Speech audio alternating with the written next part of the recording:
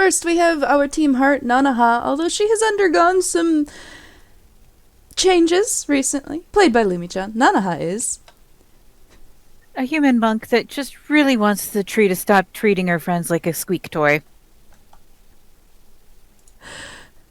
Saya is very, very cold. That's basically the best description we have of her so far. She's also trying to work on dealing with the tree and the druids, but we'll see. Next we have Raz, currently playing the part of a tree chew toy. Raz is played by Mazegas and is a Shadar-kai barbarian who doesn't really enjoy being the chew toy and would be perfectly willing to share this job with Axel. Next we have Pocket, who neumed right by and has prevented himself from becoming a chew toy so far. Played by Desane, Pocket is a phantom rogue tabaxi who just sees the next big scratching post. Next we have our team mom, Verity, played by the one and only Mr. Pounce. Verity is delicious, but also tiefling sorcerer. Yeah. Next we have the soon-to-be only holy man left in Barovia, Axel Sillison, played by Lennon Marks. Axel is human devotion paladin and not a chew toy.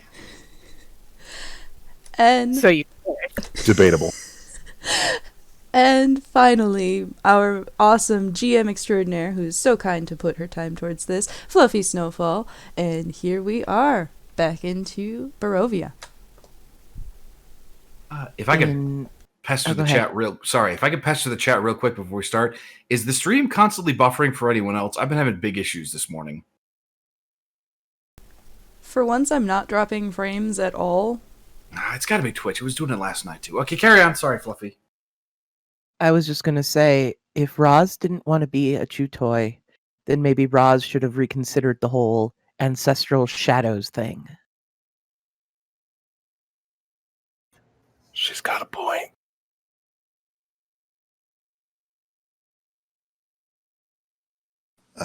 Since I am assuming, based on the turn order, Roz should go, or are we going to give a little background update first? The party made their... I'll give a little bit of a background update. The party made their way down to the wooded area known as Yester Hill.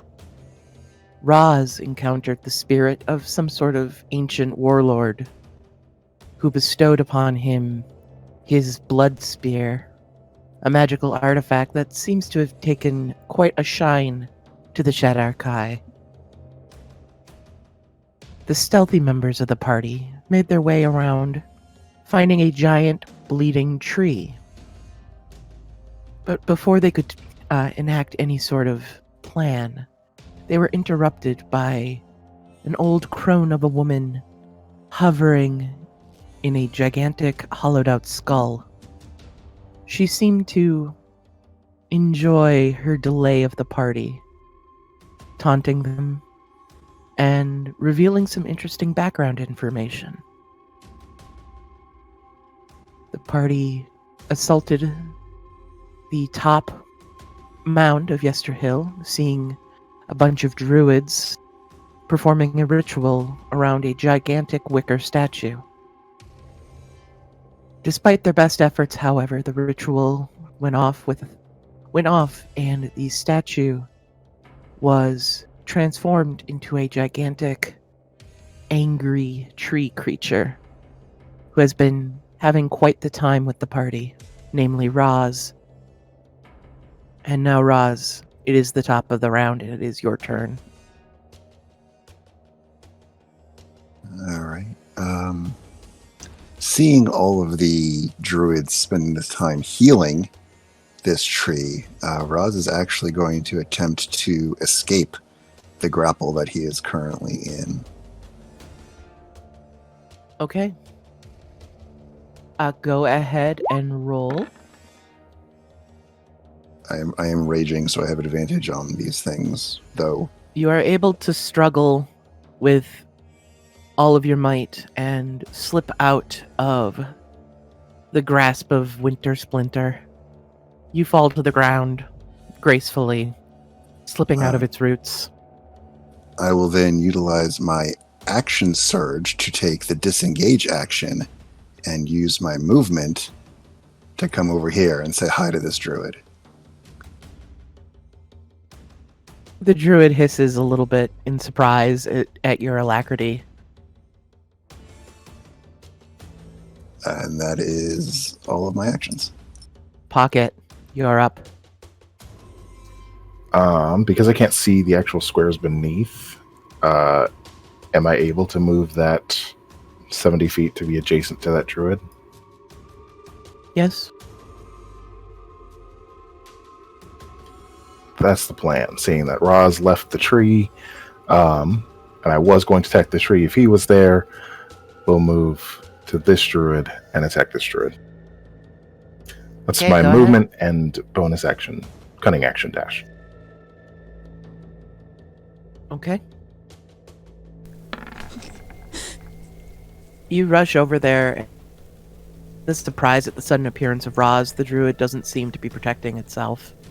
Pocket, you run over the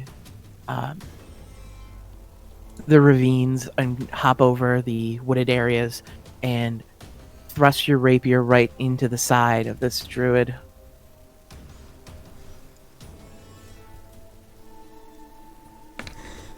And sneak attack.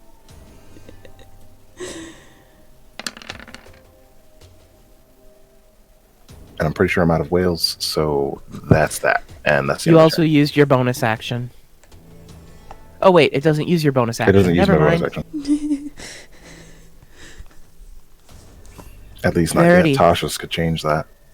Verity, you're up. Well, we were going to heal Roz, but then he just, like, Zoidberg scuttled out of the tree and just clattered to the side. So I guess it's... you said that the squares are difficult, right? Yes, it is going to cost double movement because they are currently swarming with vines. Gross. All right, so let's do, like, 10 for the first square, and then 15... 25. This is so difficult without squares. Sorry. 30-ish. I think, yeah, that's 25 feet, so that would be about right. Yep. Does that look right? Yes. Okay. Mhm. Yep.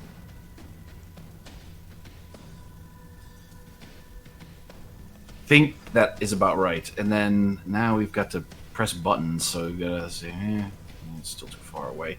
Oh, that's a big ball of fire, isn't it? Crap. Oh, well. All right, 52. Okay. 1 second while I consult the giant spell book of things that Verity has. Okay.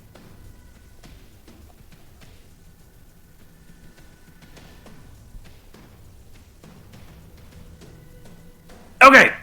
So, she was going to heal Raz, but he ran away, so instead she will, she'll use her once a day bloodlined ray of sickness laser death beam, and she'll throw a couple of her sorcery points in there to twin it against the this one and this one, since she should be in range of both of those 52 and 52. Yeah.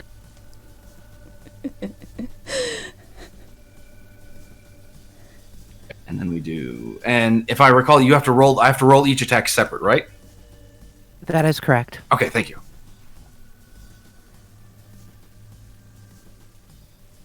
Womp. All right. Yeah, that first one just whizzes right past Roz and Pocket, Well, splashing against. We should Okay. probably burn our favor by the gods then to make sure that one actually does hit. Okay. Roll your 2d4. It says it's doing it. There we go.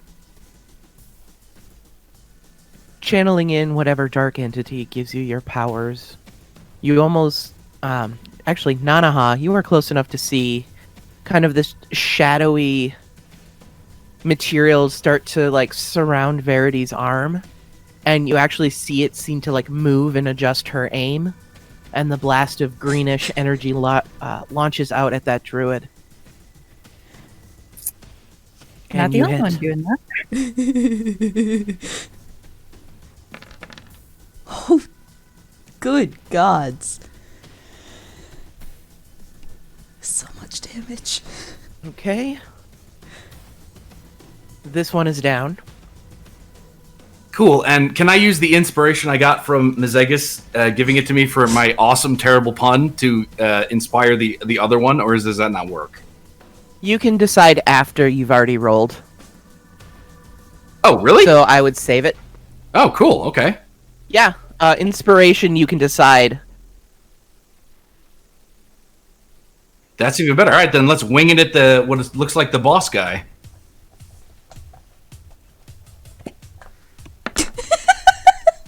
I feel like I might need to use that one. Most likely. So you're going to which one? Because you had originally said this target. Yeah. Yeah, that one, yeah. Okay. Because I feel like a 10 whiffs. It indeed does. All right, let's toggle off that inspiration and try it again.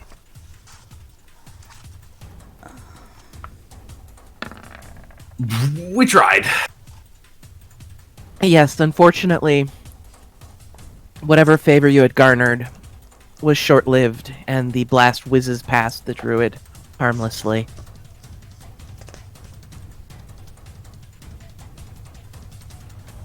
Well, that's about it then.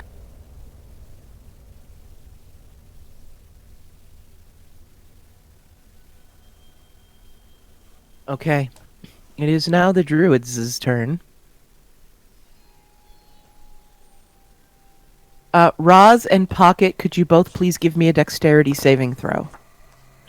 Yes.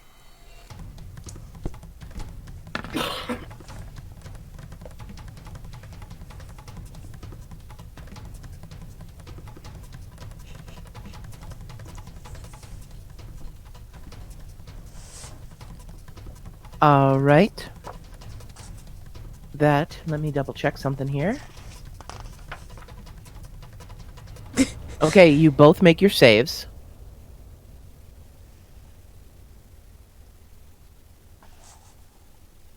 You each take 8 points of electrical damage as a bolt of lightning is drawn down from the storm above and striking in between the two of you.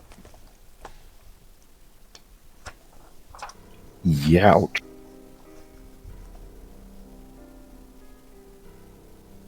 Okay. Nanaha? All Could right. you- no, it's not your turn yet. I was gonna say, could you also make a dex save? Dang it.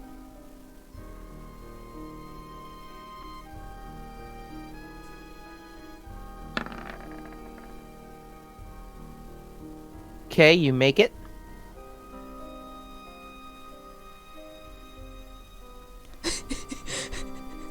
You take 4 points of fire damage from the giant ball of fire sitting in front of you as it rolls on by.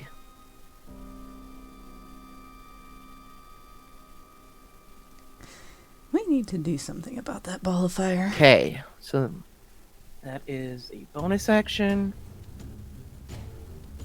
This one's going to attempt to throw a ball of fire at Pocket. Rude. Battlefield's gonna smell like burning cat. Okay, that is a 19. Hits. I was actually just checking on that, Ms. That's 5 points of fire damage.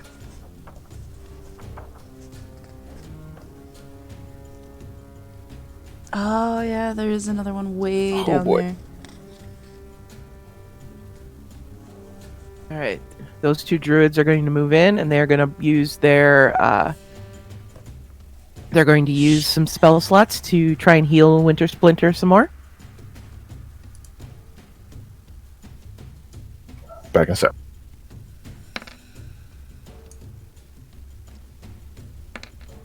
That's a total of 13 hit points back. All right, now it is Nanaha's turn. Sure, my mouth's full. I'm sorry. No worries. Okay, so Nanaha's going to use her last 2 key points. I'm out. And she's going to cast a new silence spell on top of the 2 druids that are next to the tree and hopefully get all 3. Okay. Right, I'm back. Can you... Yeah. Wanted to cover more of the tree in case they start following them out the door. Okay. And then I'm going to run as far as I can out of this dang circle. So, Okie dokie. 40 feet. So I think this is Okay. the one that's concentrating on the wall of fire, and I think this is the one with the lightning storm, which I think means that we're about to have some long-ranged mage duels. Okay. And I do believe that's all I can And do. by mage duels, I mean I'm cheating with the strongest cantrip All in the right. game. Axel. Axel, I need you to make a dexterity saving throw, please. Sure.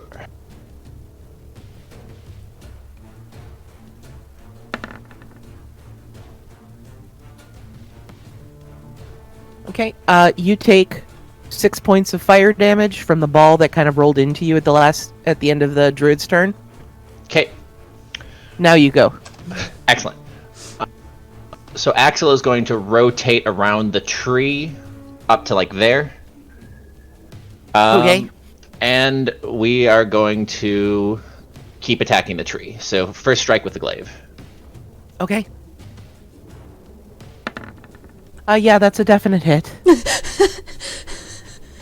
You swing through almost lumberjack style as you connect with the giant tree.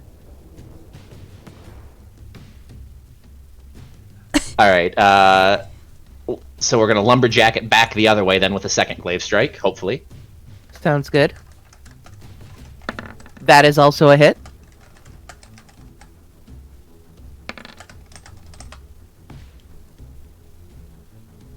Okay, that is a good chunk of HP that you just took out of him. All right, and then bonus action, like bop it in the eye or something with the back end, Okay. or whatever. It looks like there's something that resembles an eye above its mouth.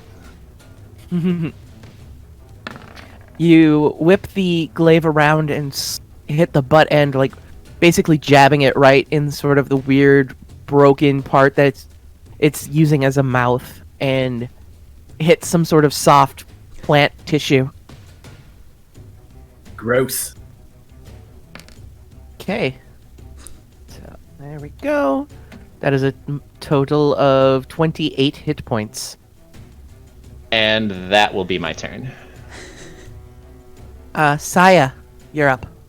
Okay, so we've got this friend way down here that's kind That of is like correct. we've been forgetting. He's within Eldritch Blast range. We're going to Eldritch Blast him, I hope. Okay. Not with that one. Yeah, the first you launch the blast of eldritch energy reaching out from your lantern, but the lightning striking the barriers around, one happens to hit a bolt behind you, and in shock you prematurely let the blast go. I don't like being struck by lightning. I'm a being of water. Take 2. That one does hit. Hooray.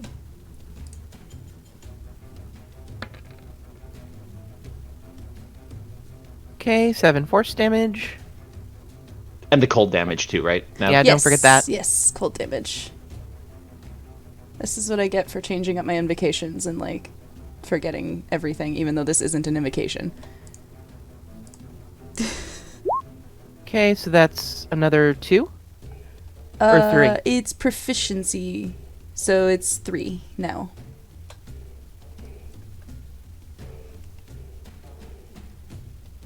Okay, it makes its concentration check on Call Lightning.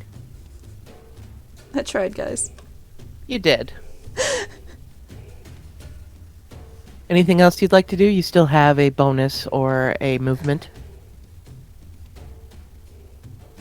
No, I don't. have any bonus actions. You sure you don't want to move out of the lightning strike zone? So, that zone is a much larger than it looks like. The lightning can actually strike for another several hundred feet, or like another several feet outside of the zone, so... Gross. Yeah. Like, meta knowledge, I know I can't get out of it, but I moved to the edge earlier because that's what Saya would have done. I'm just chasing the boss dude. Almost reached him. The radius is actually right. It's a 60-foot radius, so that's a 120-foot diameter.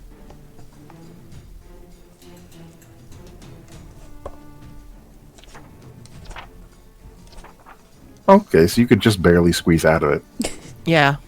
You would have enough movement. Just don't touch the wall. We saw what happened to Pocket last week when you did that. Yep. Like, that's the other issue, is it's like, I've got... like, the wall is also dangerous, so I guess, like, that's about the best I can do.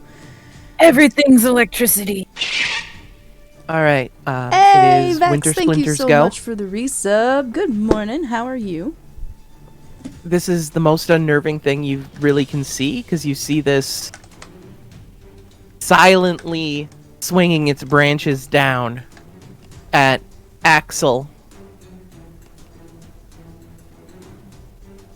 And you're like, well, wait, if a tree falls and we're all here, it should still make a sound. Yet it does not. Axel, the just massive, like, deadened tree branches slams into you. That's a 28 to hit. Yeah, that hit. Sweet silent tree Jesus.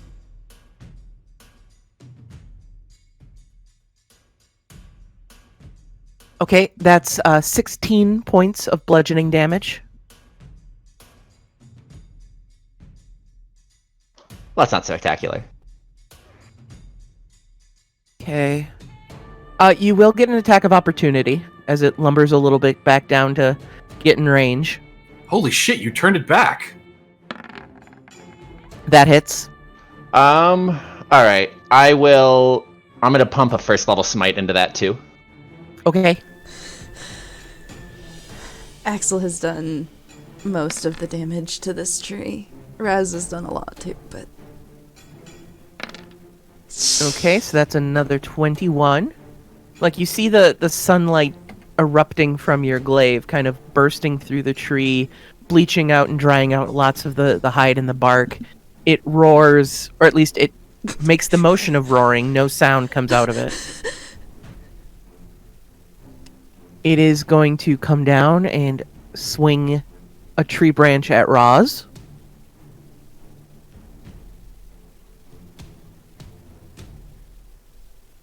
That is a 20 to hit. Yep, that hits.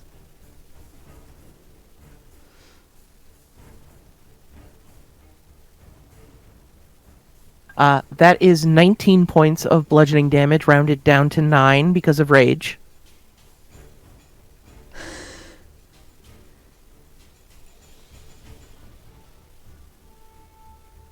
It is going to attempt to reach a tree root out and grab you. However, you're getting sick of this bullshit, and you dodge out of the way as it swings past you. It is going to continue down, and it is going to attempt to grapple Pocket. Oh god, no! That is a 19 to hit, Pocket. Yep. Okay, you are currently grappled as it dangles, as it basically... Yeah. Be the cat who doesn't want to go to the vet. It was dangling me, you dropped out. bonus action to bite you. Fucking rude. That is a 19 again. Hit.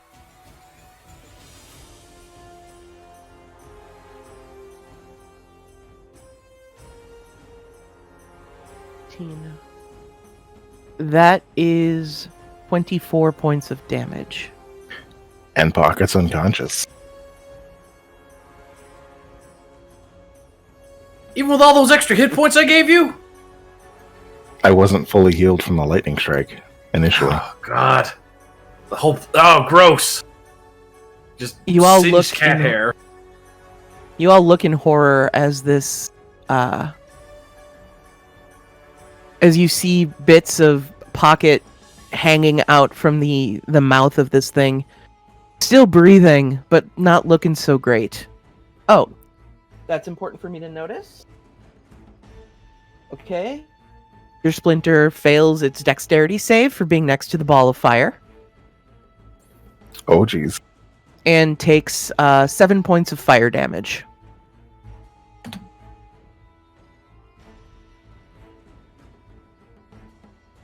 Those of you on the other side, mostly Nanaha, you hear the Elder Druid chastising. You have wounded our guardian with your foolishness. You will be the next to pay, young one. You see that druid kind of like recoiling back a little bit. Roz, you are up. Well, Roz had been planning to try to help take out some of these druids, take out the support before we go after the boss. But yeah, with Pocket being the chew toy instead, he's going to turn back in and start laying into the tree. Okay, go ahead. Yeah, that's a hit. Okay, yep, that is... You pierce through the spear glowing a bright crimson red as kind of like a mist drips off of it. Silently, the tree roars in defiance and in pain as your spear exits. And since I can move while staying engaged, I will move up to kind of get engaged with this druid to keep him confined as well. Okay, sounds good. That's my turn. Pocket, can you make me a death save, please? Come on, Pocket. Yes, I can. Whew. Okay, that is one success. He lives! Verity, you're up. Okay, well, we'll just, we can't quite reach Pocket to, like, oh, God. Well, we can sort of reach him now, but... Yeah, I forgot to move him into Winter Splinter's mouths. But in order to reach Pocket with a touch, we'd have to touch the tree, which seems like a profoundly bad idea from... so where should I draw the distance from the tree? For healing Pocket with a ranged You'll spell. be able to get to Pocket. I would just go at base level. Okay. Then Verity's gonna, do that weird dark healing thing she does. It's gonna cost her the rest of her current spell sorcery point inventory because she's upcasting it to make sure that our boy comes back to life inside the tree's mouth. So we'll just kind of do one of these for Pocket. Make sure everything else is kosher. It is okay.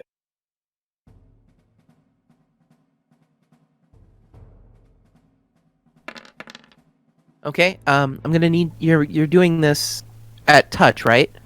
No, she's spending 3 sorcery points to use distance spell. Okay. So that is 14 hit points back, Pocket. He wakes up gasping. Like hairball style hacking cough. Inside of a tree's mouth. Yeah. Well, we tried. Jeez, I'm sorry. And then we'll use a bonus action because we might need more spell. We're gonna eat a second level spell slot to get 2 more sorcery points because that's how it works, right? Eat spell slots equal sorcery points. Yep. No, Yeah. it's Hmm? I thought it was half. To make points, you get the spell level, but then to make spell slots, the spell slots cost more. Like a first level spell slot's 2 points, a second level is okay. 3, a third is 5. Okay, never mind then. Yeah, that's 2. Sorry. That's fine, and then I should know my own class, but I don't, so that's fine. We'll just wiggle 20 feet, sort of, in this direction. Well, maybe a little more in this direction. No, this. You know what? We'll just.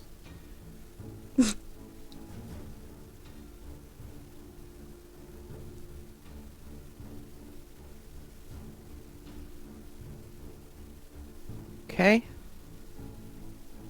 It is now the druid's turn. The one is going to use its bonus action to move the ball of fire away from Winter Splinter. The tree's happy. Mm-hmm. And they are going to try to engage with Nanaha and thwack her with their stick.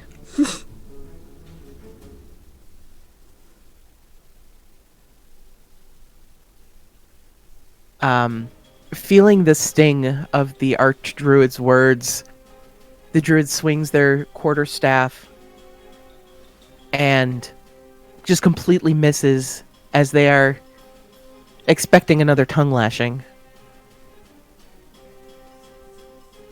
Okay, the one up in the silent spell, now with Roz, who is also silent, is going to try and swing their stick at Roz.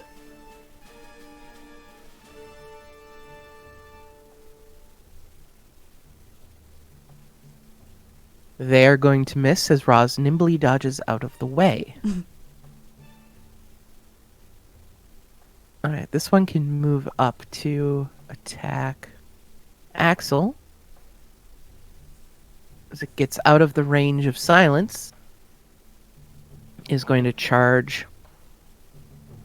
Actually, it's going to charge a little bit, and it is going to cast Thunderwave. I'll need, Axel, you need to make me a Constitution save. I'm really glad that was Con and not Dex.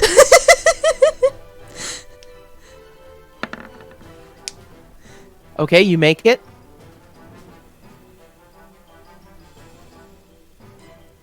You take 5 points of thunder damage, but are not pushed back. For the rest of you, it's a very weird sight. Like, you see this burst of noise, but then it almost immediately gets dampened by the invisible silent bubble. So, like, it emanates towards Axel, but the rest of you on the other side don't hear much except for the reverberation against the wall. It is a very, very strange feeling.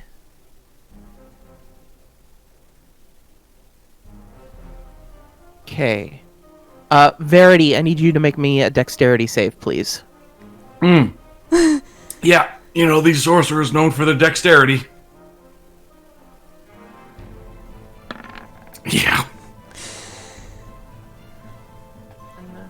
Yeah, last episode was the show of the underdogs. 21. All right, that's 22 points of lightning damage as a storm bolt launches down from the dark skies ahead or above. You said 22? 22, correct. Okay.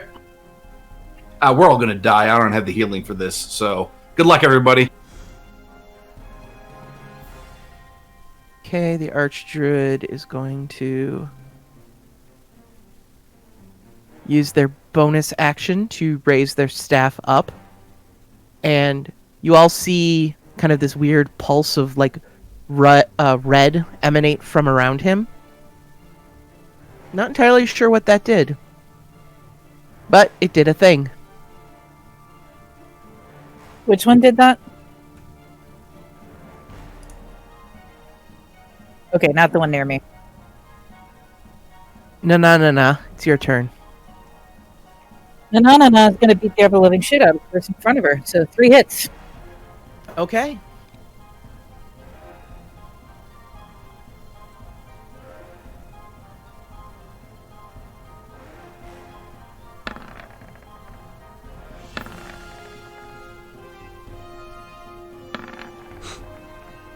The first 2 hit as you thwack her with your quarterstaff, and then begin to just punch this shit out of her in the breadbasket. Okay, that's 16 points of damage. She coughs and sputters, and the glowing sphere of fire winks out of existence. Saya, as you see it kind of vanish, you see there's almost this like skull-shaped puff of smoke before the whole thing just swallows itself. Well, that's one less problem. Axel,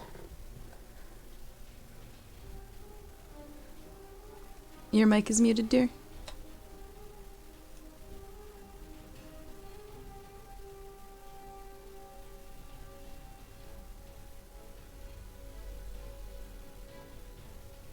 There we go. Sorry about that. Okay, so the group, so Axel just starts yelling at the tree, like, "Put him down, you!" as he moves into the silence bubble. Just kind of rotating around the druid, though. yeah. Put him down, you! I'm gonna give you such a... Silence. Yep. All right, so that's within glaive range. So let's turn back on the wood chipper. Okay, unfortunately... Isn't your magic weapon Yes, still that's a up? 17. That's a 17, by the way. Oh. Okay, then never mind, that hits. My Channel Divinity is still on. Yeah. All right, so that hits, so we're going to put a first level smite into that one.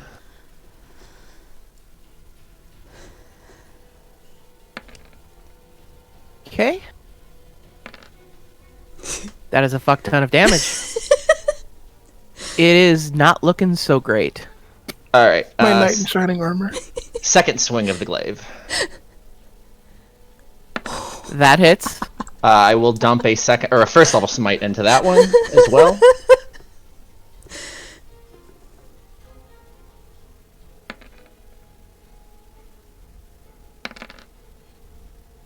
Okay, that's another 14. 13. 13. Like, you see bits of bark kind of cracking off, and it's like there's kind of cracking noises as bits of it are falling around you.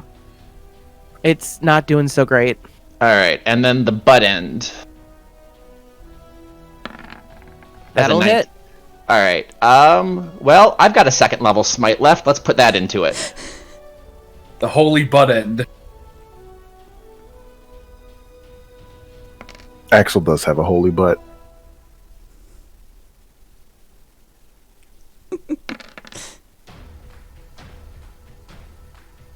To borrow a phrase from a much more famous and better DM, how do you want to do this?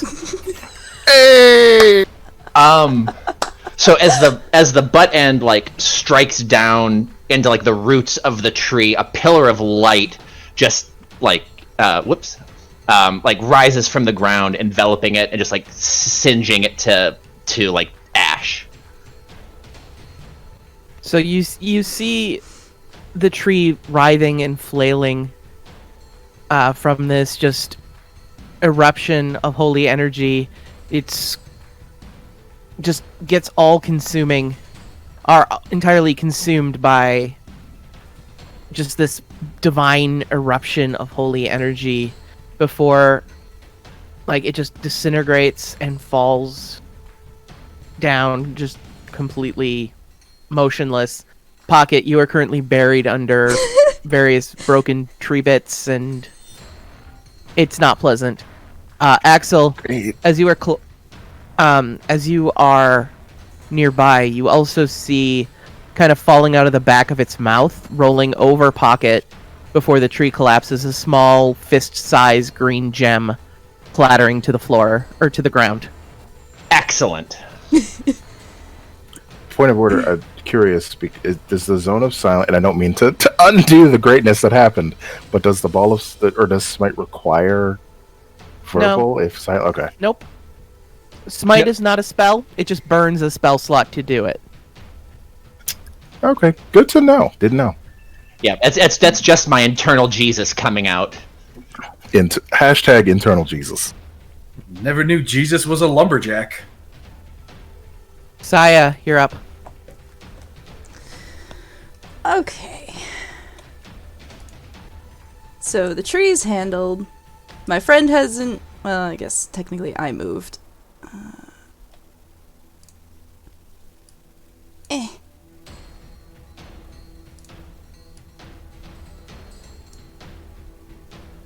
Our friend back there really needs to stop calling lightning on my friends.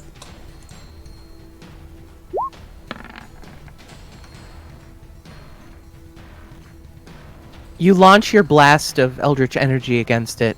However, it splashes around him harmlessly as you hear the sound of wood cracking. The bastard. Well, take 2. Oh, okay. Alright, well, that's that Second verse, same as the first. Sorry. Honestly, I'm just like, hey, look, I actually rolled dice, and then the bark skin happened. But I'm also using bark skin right now, so I can't really complain. Okay, Roz, you are up. Hi, HBG.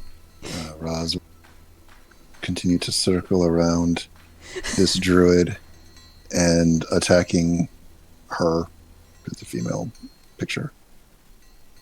Yep. Yeah. Also, yeah. She gasps as her blood is being sucked out from the spear wound. She's still standing, but that was a pretty brutal blow to her. And if she happens to attack anybody else, she's marked. Yes. Okay, Pocket, you are currently prone underneath tree. That's gross. Am I able to just get straight up, or do I have to like fight to get out from under it? Basically, I'll say you'll be burning half your movement to get up and crawl out. Got it. So, we'll get up. That's half my movement. That's 20. And then Axel is... Oh, I guess I can move straight through it now because it's dead. Then we'll use cunning action to dash after getting up. Quick look around. Oh my god, it's still alive? No, it's not alive. Okay. And then move to Axel and realize that, oh, there's still someone near you. We're going to stab that one. Okay.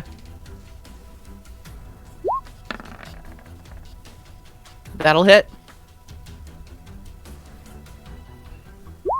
And sneak attack. He had a family days. Not anymore. The druid The gurgles tree had a kind of family. as blood drips out their mouth, mixing with the matted hides and vines, and they fall down dead face first at your feet. It was totally a panic response to get to Axel first, so that was just what was going to happen. And that's the end of my turn. Okay, Verity, you're up.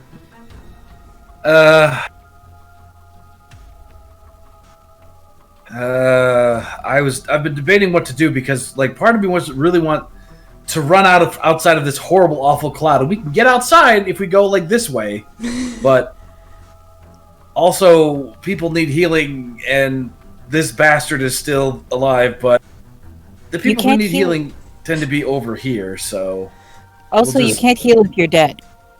I mean, that's fair. What would Verity do? There's a big cloud over her head, right? Yes. All right, let's turn on the not quite as fast as dazed speed and run 60 feet. Whee! Okay, that's a good turn for me. Okay, sounds good. Nanaha, I'll let you take your turn this time first. Okay, she is going to continue to take her frustration out on the druid in front of her. Okay.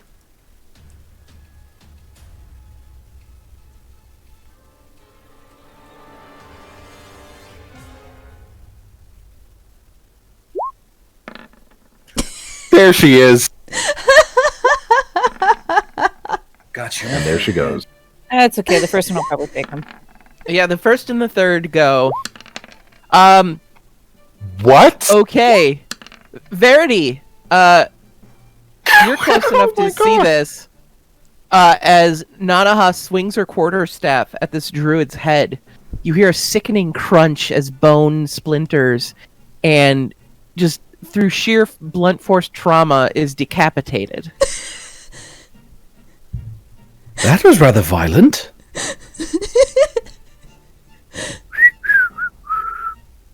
Getting out of the circle. Okay. Right. The one remaining druid here is going to try to...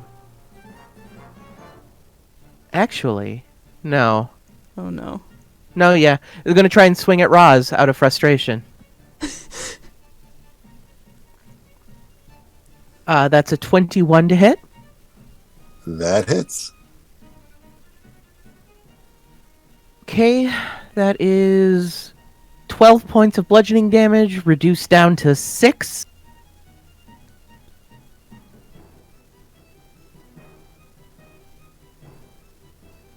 They are going to circle around to the other side, outside of the silence. Alright, what is... Okay, at this point, this is no longer useful. Gonna drop concentration on Call Lightning. Nice, HVG. Good job. You're okay. Just glad to see you at all.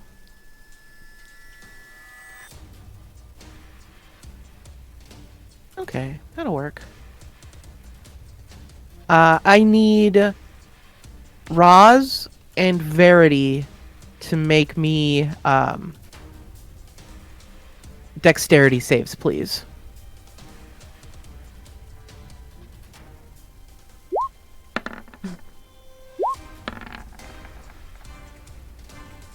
Yeah. Yet to roll above 20 on my D10s, but yep. Or above 10, I should say, yeah.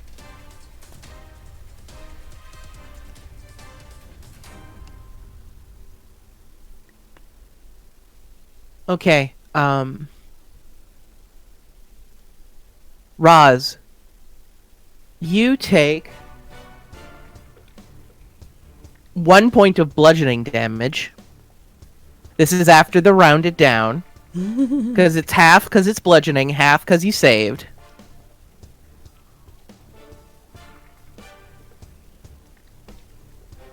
And then you take 10 points of cold damage. And Roz crumples. Verity, you take 7 points of bludgeoning and 20 points of cold damage. As just this... Verity's down.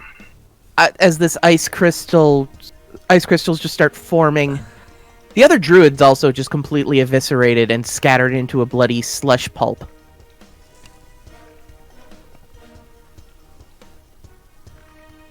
As just like these giant like ice crystals just fall from the sky, peppering that area. Okay, that's their go. Axel, you're up. All right.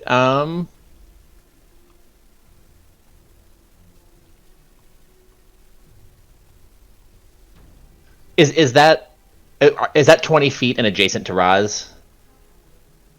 Yes, but you would still be in the silent zone, if that matters. I wonder if that matters to lay on hands, because I'm pretty sure he's out of spell I think slots. I can't see this. Drop it. Doesn't. Yeah, you can drop it. I'll get rid of the silence. Okay. Drop. Okay. I actually don't need to speak for this, but cool anyway. Omaha doesn't know. That's fair. So I will move adjacent. I will move adjacent to Raz and lean down and touch him and put 10 points of lay on hands into him. All right. So Raz, you heal 10, and then I'll use the rest of my movement to go there. Okay. Roz, it's not a very comfortable feeling being a shadow entity and having this holy light pulsing through your body, but it kind of like in a defibrillator style status, it jolts you awake. Saya, I mean, eventually I have to roll something, right? yeah, eventually. Nope.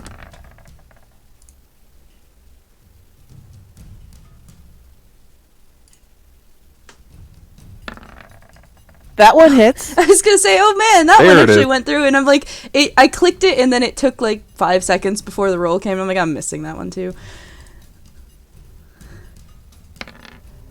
And there's also an extra 3 cold damage. Okay.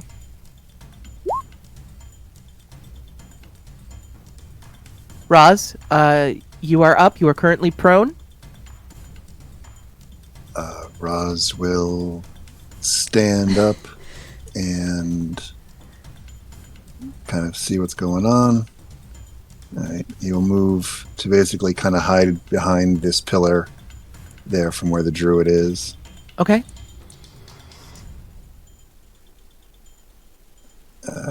He has no way of healing Verity as he runs past her, but he feels that Axel will be coming shortly. Well, Verity's just oozing darkness out into the ground very creepily. But, you know. All right. If that's your turn, then it's Pocket's go. Yeah, no, our paladin's making out with our rogue, not our warlock. So I will take the 10 feet to climb up here to actually see the battlefield. There is still just the one at the south, right? That is correct.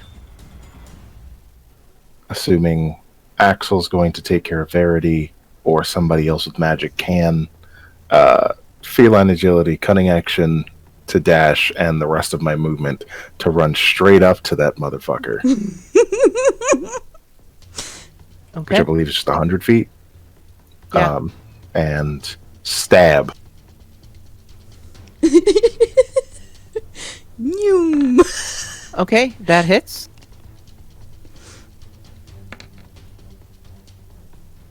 And that's my turn. Yeah, no sneak attack. I would like to argue that he would be very surprised that it can't. Launched across the battlefield. But no. He is very surprised. But not enough that you are able to really get to a vital area for stabbings.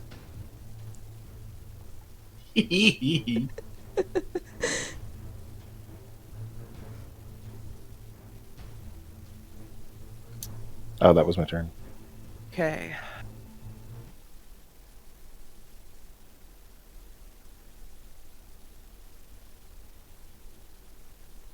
Okay.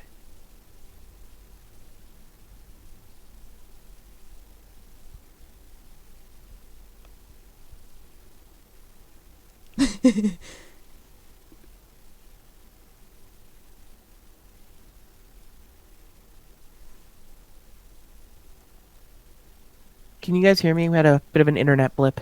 Yes. Yeah. Yes. Yep.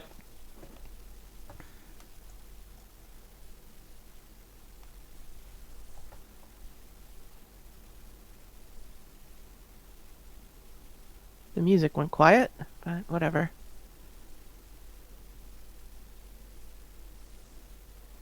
Maybe you have to reset it. I don't know. Yeah, I don't know. Alright, seeing that he is cornered, he is going to use his last... you know what? Nah. I think he's going to do a thing. He is going to use his 5th level spell slot and is going to cast Wall of Fire. Oh wait, Wall of Fire is a 4th level. He's going to upcast it.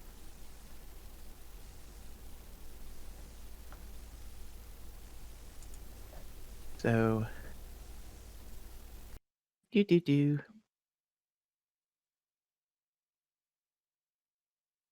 Okay, Wall of Fire. So I will need Nanaha and Pocket to make dexterity saves, please.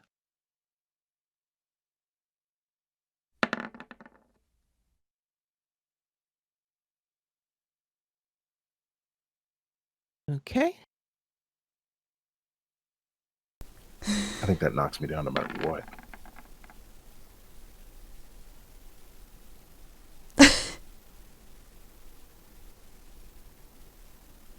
Okay. That is 1d8, 5d8, 6.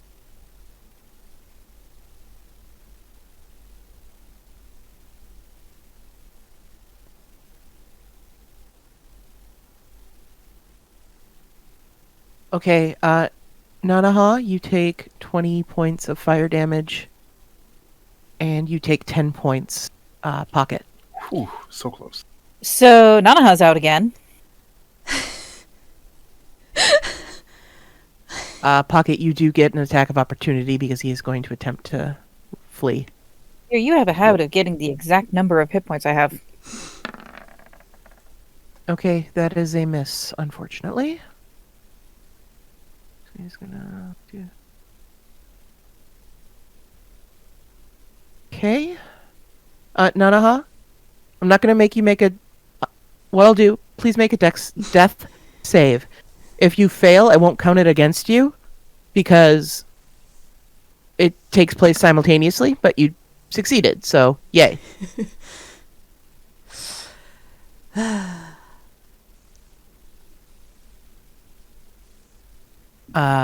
Axel, you are up. Did Verity make a death save at some point? I mean, I guess it doesn't matter because I'm going to heal No, her. I was completely skipped, but I figured. Yeah, sorry. Could you make a death save, please? Okay. Passed it. Okay, that's one success. All right. And then Axel will move next to Verity and 10 points of lay on hands into Verity. Woo! Okay. And then I've got like 5 more feet of movement, so I will take a step that way. And that's my turn.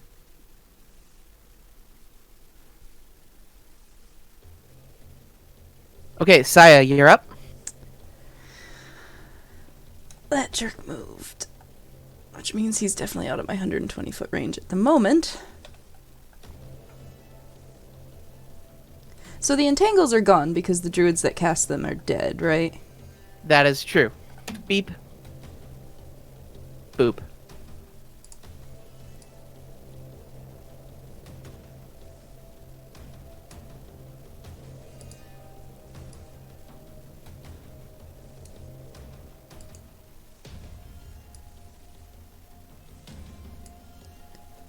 You will not escape me. You're goddamn right. Okay. All right. You take him down. How do you do it? So as the blast hits him, icicles just kind of form out from inside. They're not cold. Well, 3 points of damage of them are cold, but they're just kind of split all out of him. And I imagine there's a look of surprise before he crumples as the ice melts. Yep. That is 100% accurate. You see this gnarled black wooden staff hit the ground as he pulls into a bloody pulp.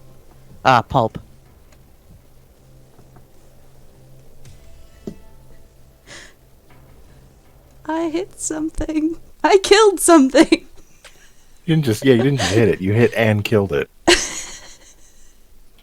But if combat's over, I want to run over to Nanaha and call over Axel and try to pick her up and sort of tend to what wounds she has, even though I can't do anything. Okay, you can attempt to stabilize her if you'd like. That would be a medicine roll. I would love to try.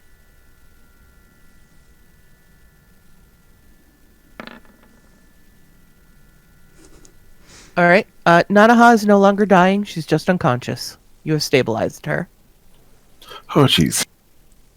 Good work, buddy. All right. So Axel came when called, but checking on Nanaha sees that Pocket has it handled for the time being. Turning back to Verity, I look in the debris. There's an emerald. Grab it. Off she goes into the pile of tree shit. Okay, make me an investigation check, please, Verity, and Roz, if you are there as well. You can either do it each, or one can do it at advantage.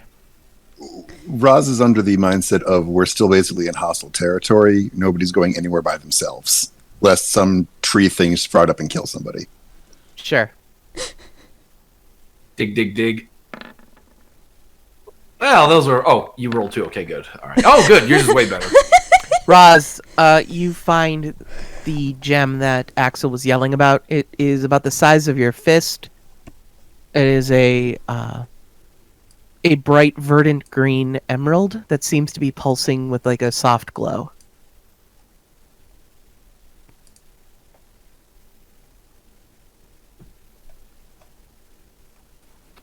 Axel, can you get her?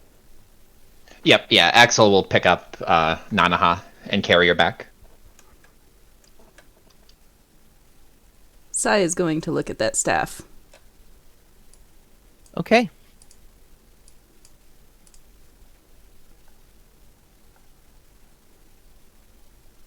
You head on down, and it is a wooden staff, kind of made of a bunch of tree branches tied together. It's black and almost has like a spongy kind of texture to it, kind of like the wood is starting to rot. Gross, but I'm still going to take it. Okay.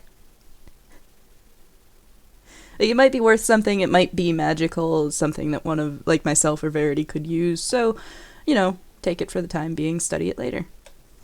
Okay.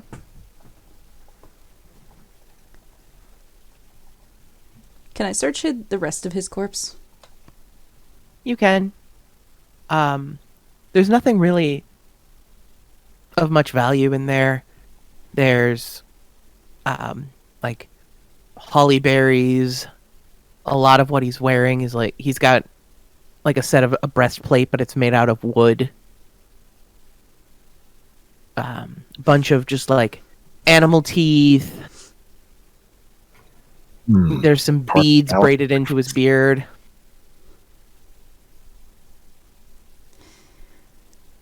Cool. Gross.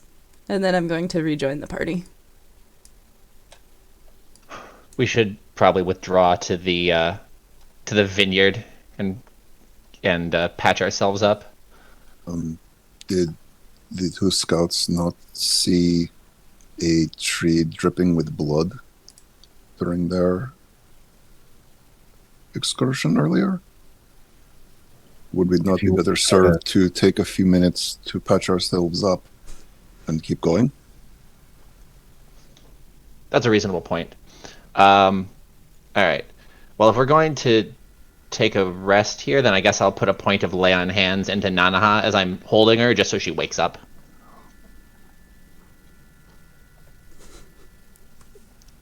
Definitely burnt, but you are now awake. Is it just 1 hit point? Just 1 hit point. I do not But have much left. Yeah, they're gonna do a short rest Appreciate it. before doing anything. Are we gonna rest in here? Seems as protected as anywhere. And then once Nanaha, once I see that she's awake, I'm gonna like gently set her on her feet. Thanks. Roz will move around and check the other remains of the various druids that have been stepped on, pulped, etc., to see if they have anything of value on them. Kind of more of the same. Most of them are like berries, some ivy, a lot of like vines woven into things, animal teeth. A few of them have like bone beads that you're not entirely sure, but you get the vibe that they may have been made out of human bones. But nothing of like particular value.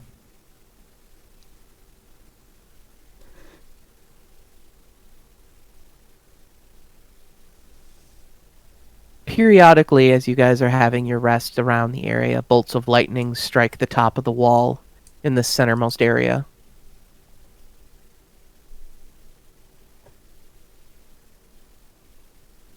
So is this a technical short rest? I believe so, yes. So I think we'll use a hit dice then. So I get. From Verity, from your thing that gave us temporary hit points, how long does that last? 8 hours. Got it. Then I'm going to use all 5 of my hit dice. You can actually pick as you use. So if you get enough after like 3 or whatever, you can stop. Well, if it lasts 8 hours, if I used all 5 and got max rolls on all of them, I still wouldn't be capped. That's fair.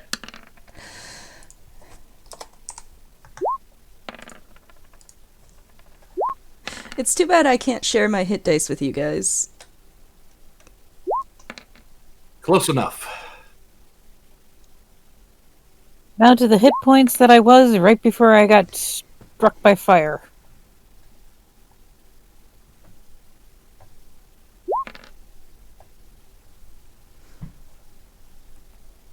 There's also some healing left in Verity if you guys need it. She was summarily useless for the entire combat and still has most of her spell slots. Hang on to it for now in case we end up fighting again. Might need them in combat.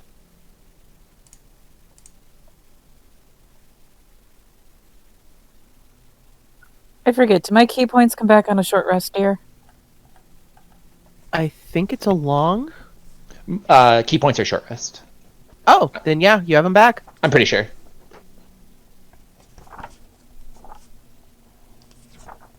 Let me double check, Cleric, druid, because that is a very important thingy. monk.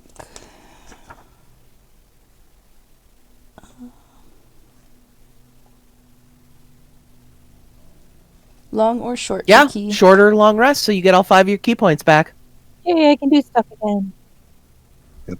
Roz got his action surge, his second wind, and he still has a rage. I have spells again. Axel's a fighter. That was a good use of all of your spell slots, though, Axel. It was. I do have a first left in case of emergency, but I'm basically a fighter at this juncture. You did like 1,000 points of damage to the tree. It was Fucking blew ridiculous. it up. It seemed that, or it was going to be a very bad time. So, I'll take You it. were the Will It Blend commercial. You're good. No, you're correct. There was an untenable amount of damage coming in, especially with everybody spread so far apart. I could probably heal most of it if I could touch people, but having to cast them at range was incredibly inefficient and still wasn't enough. You might think about healing word at some point as a ranged heal I'll spell. heal your word. Well, I mean, Saya gets max healing from any healing that uses dice on her, we so... were debating between Revivify and Mass Healing Word, to be honest, with a 3rd level spell slot. That's fair. If we level up again, we might switch it in, because holy fuck. Mass Healing Word's a good one. Is this a good spot for a quick bio break? Fine Yes, with me. yes, it would Short be. rest. Alright. Short rest IRL. Can you All right, this- you tally up how much damage you did to the tree? Going into last session, or do you just mean that one round? Oh, never mind. Yeah. I mean, I can't 'Cause it give an was- exact number, but I would say he easily did about 100 damage to it. I was going to say in the neighborhood of 80 anyway, but yeah, somewhere between 80 and 100 is probably accurate. That's a good one. While you guys are taking your short rest, is anyone gonna just kind of keep a lookout, or... Yes, I will. Okay, roll a perception check. As the paranoid one. Go paranoid one. As the very paranoid one. It's not so- paranoia when they're out to get you. While you all are hanging out and having your rest, you do still see bolts of lightning striking the walls surrounding the enclosure. They're not striking anywhere but the tops of the walls. So whatever storm the druid was using for call lightning seems to be a constant phenomena in this area. A couple of things you also notice, Pocket. You see the outline of a large shape flying through the air, seeming flying away from where you guys are standing. When the time you had to actually look, you saw that it was kind of out in the distance. Most likely, probably the strange woman that you encountered earlier on her giant flying skull. Got it. And then lastly, you saw a bunch of... You're kind of looking past the entrance, or the entrance there. You see a bunch of the vine and plant monsters that were heading toward...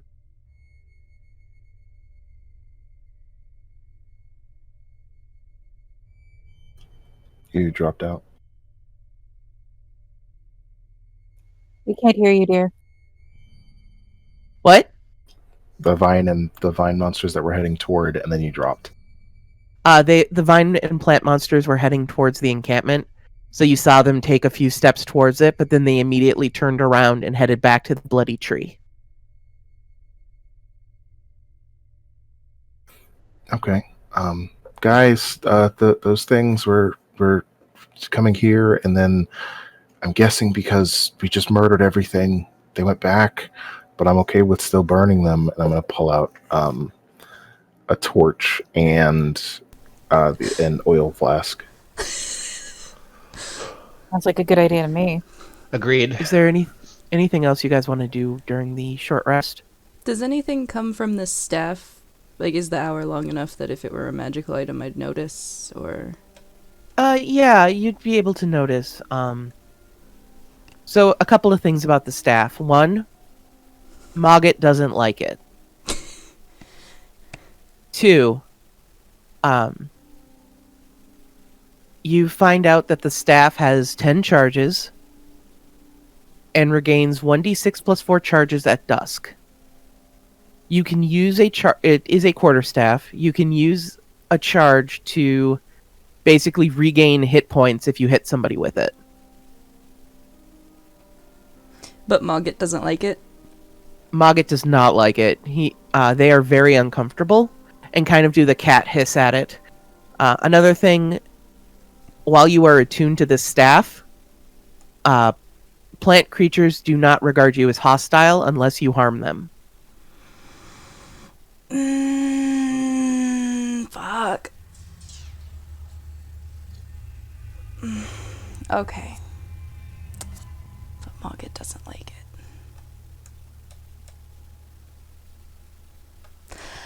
I'm going to walk up to Verity. And I'm going to hold the quarterstaff out to her. In exchange for the protective necklace, you should have this.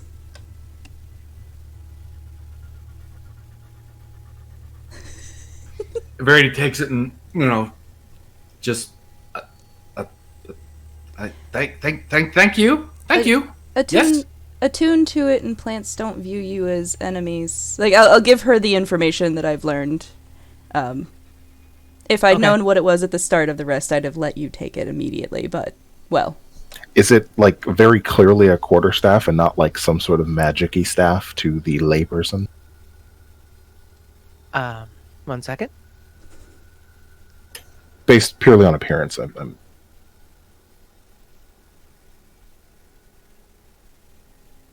It is probably magical. It doesn't look like it should hold itself together. It is very much tied together out of a variety of things.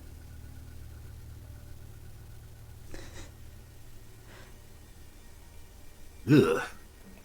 Looking only at the picture, but Pocket will chime in. Well, doesn't Anaha also use a big stick? Yeah, but if I hit somebody with that, it's going to turn to pieces. Thank you for thinking of me, though. Saya's gonna shrug. If you want to give it to somebody else, feel free, but, you did give me an item, so I am returning the favor. She just wants to be even, apparently. Okay.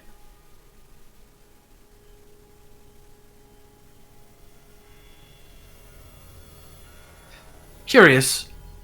Not really my style, despite how it looks, but we'll see. I don't know if I can actually use this anyway. You could. It is, for all intents and purposes, a magical quarterstaff. Fairy don't want it. Not know how to take it, but other than that, As she looks it up and down, kind of, scrutinizes the weird branch things at the top, and she goes, I feel like if I am in range to hit someone with the staff, I will need to do something else instead, so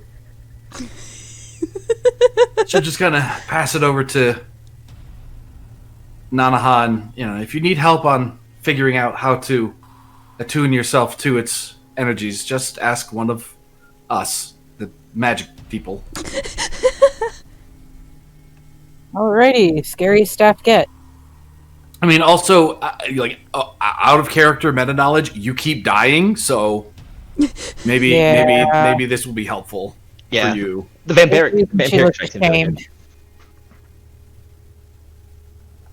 Okay, so I actually just read that. Holy shit. Yeah, like, Saya would have kept it if it wasn't upsetting Mogget. Although Saya Saya can't use a quarterstaff anyway. Like, she... What was the name of that staff again? Here, I accidentally clicked off it.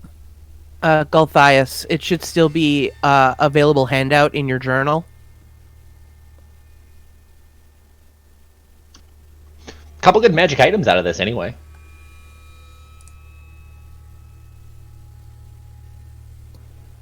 That's right. That's right. Now we have magic stuff. But anyway, I'm gonna grab Axel by the arm and start leading him out towards the thing, because Pocket's not gonna go alone to the tree, to the bloody tree. Yep. So getting dragged out. So hang on, Pocket. Everybody, let's go burn this thing to the ground and get out of here.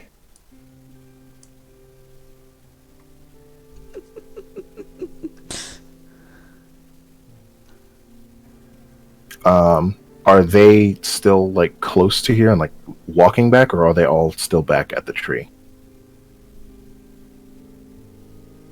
They are all kind of back at the tree. As you guys make your way down there, you see lots of little shapes moving around the tree at this point. More figures than when you started here. So before I try to do some funny shit, how damp is the area around here? It is particularly damp. There's kind of a cold, misty rain surrounding the area. Got it. Okay. Well, do you guys trust me? Yes? Of course. Not really, but Saya's gonna wave her hand. Okay. So hear me out. Okay. So I can turn into a bird, and hopefully those things don't try to hit me, but I can carry the oil over to the tree and douse the tree. Fly back here, wrap an arrow with some cloth, light it, and try to hit the tree. So we don't have to go close to that. if you recall, when we were assaulting the winery itself, a number of them have ranged attacks. I don't know how robust you are in your bird form, but I would think if you got too close to the tree, they might just start throwing their needles and acorns and whatnot at you. Fair. Also, probably as hardy as a bird. Saya, Hmm? are you still attuned to that staff? Probably. Yes. I believe by the rules of attunement, I'm still attuned to it. If what you've told me is true, perhaps they will not regard you as hostile if you don't try to bother them. Maybe you could just set the tree on fire. As long as you don't try to set them on fire as well. She holds her hands out for the staff, for the oil, and for the torch. She's not going in there without the staff. You don't need to worry about the torch. We'll use a flaming arrow for that, so you're not in the middle of it when it goes up. Oh, I won't be. I trust you. I'll be stepping away. Okay. I'll hand over the flask of oil. Now, this was a tree that was leaking blood, yes? Do we think it will burn very easily when it produces its own liquids? Well, that's what the oil is for, hopefully, because the area is too damp to just light it on fire any normal way. I mean, you and I are pretty full of blood. I bet we'd burn pretty well, though. I mean, I hope we don't, but as a point of reference. Looking at Axel with I a left a crazed lot eyebrow. of my blood over there, so I'm probably not nearly as full of blood as I used to be.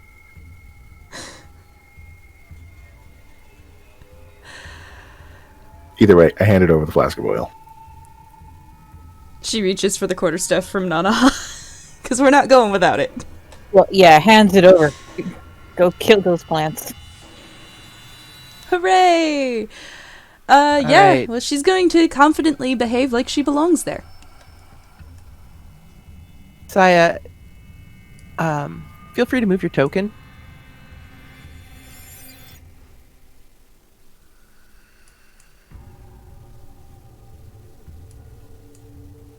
Alright, as you get close, you see that the south end of this hilltop, there is a sickly-looking circle of trees. A grove of dead trees and shrubs with a huge misshapen tree at the core. Periodically, blood kind of oozes out of various holes in the tree, almost like a heartbeat. A variety of plant creatures seem to be mulling about, but bearing you no mind once you walk in. You see embedded in this large tree is a shiny battle axe, which is currently being gripped by a humanoid skeleton.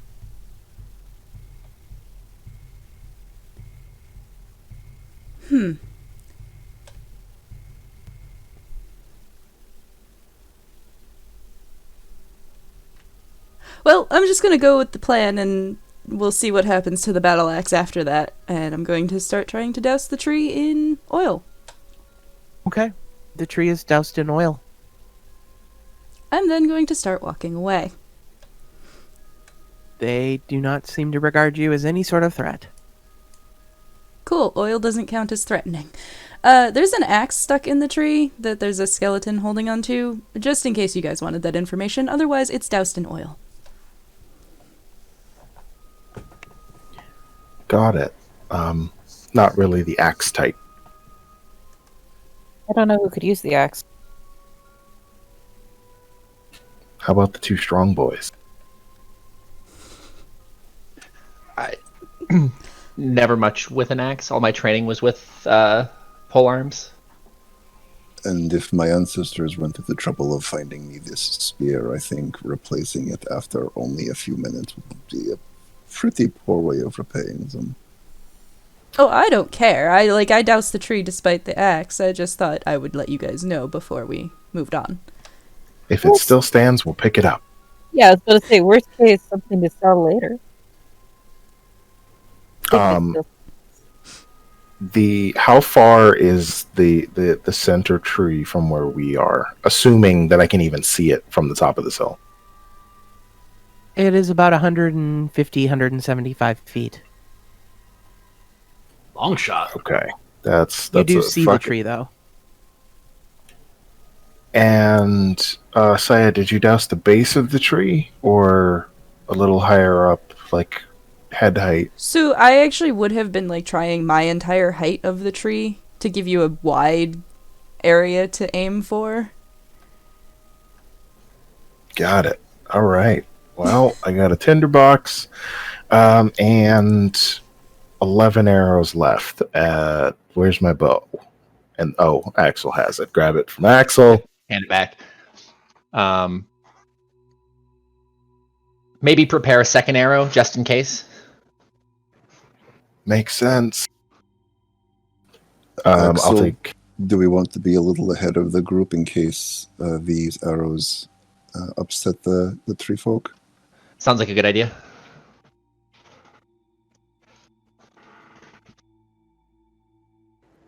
All right. Considering how many times I've been zapped, I'm hoping that my own clothes are a little dry. I try to tear a piece of cloth off, wrap it around 2 arrows, light one, and take aim to try to hit the tree. Okay. Since it is a bit of a range, it's going to be at disadvantage. So Yep. feel free to shoot.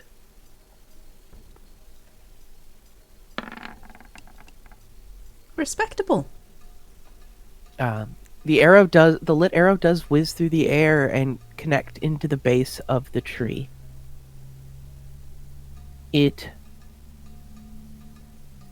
Something that you kind of find strange. The arrow connects, it hits the tree, and the oil starts lighting, but then the arrow just falls to the floor. Like it didn't even pierce the tree. Well, that's strange. Is the fire like growing, or did it kind of? The flare fire up for a is second and then- growing. But Just wait more. it's going, but it is not immediately lighting.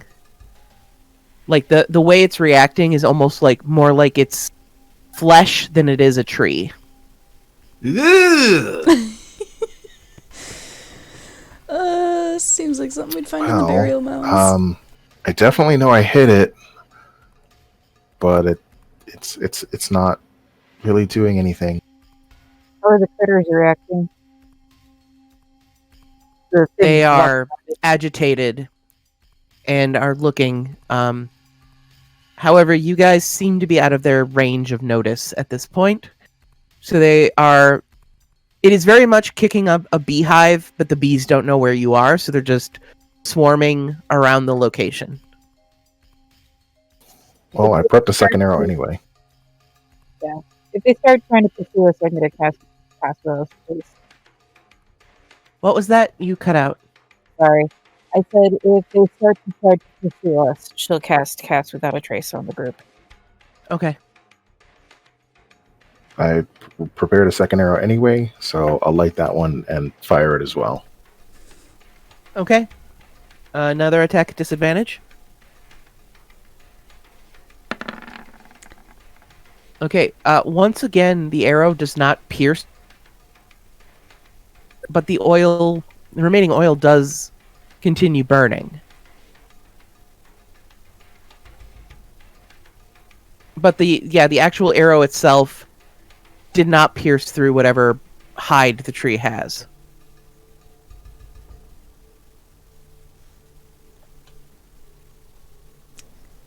Okay, that tree is really freaking me out. Looks like we might have to do this the hard way. Saya, you were shooting across that whole arena we were just in. How close do you think we'd have to be for you to start shooting that tree?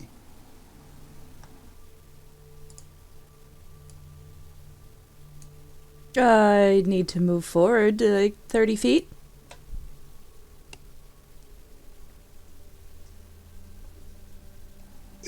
Looks to the group. Is this something we want to do? Add in some of whatever she does to this? We don't think it can hurt. At worst case, it means we prepare for battle, so why don't we determine what our mode of attack is going to be should they decide, we're target. Why don't I cast Pass Without a Trace on us so that we're at least stealthy until they truly figure out where the heck we are? After about a minute or so of discussing, the fire begins to burn out. Goody. All right.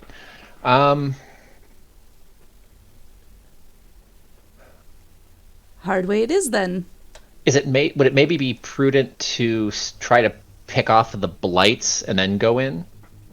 If we do have some casters that can hit at range. Saya, Hmm? do you trust me? More than This is the most. first day. Go see if you can retrieve the axe from the tree.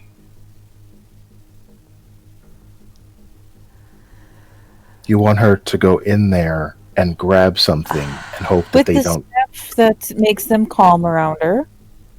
Assuming that taking the axe doesn't make them want to fight her. It's fine. That's why we're standing here ready to provide covering fire or ice, depending on the situation. It's fine. I'll do. It's fine. I Like mean, you can see like you- she's scowling, but at the same time, like she realizes she's the only one who can kind of safely go in there right now. I mean, if you're so worried about it, Pocket, you could always run in there real quick, grab the X, and run back. I'm sure you could get there, dodging all the attacks. Yeah, You're so fast. I mean, they probably wouldn't even register that you're there before you get the X and come back.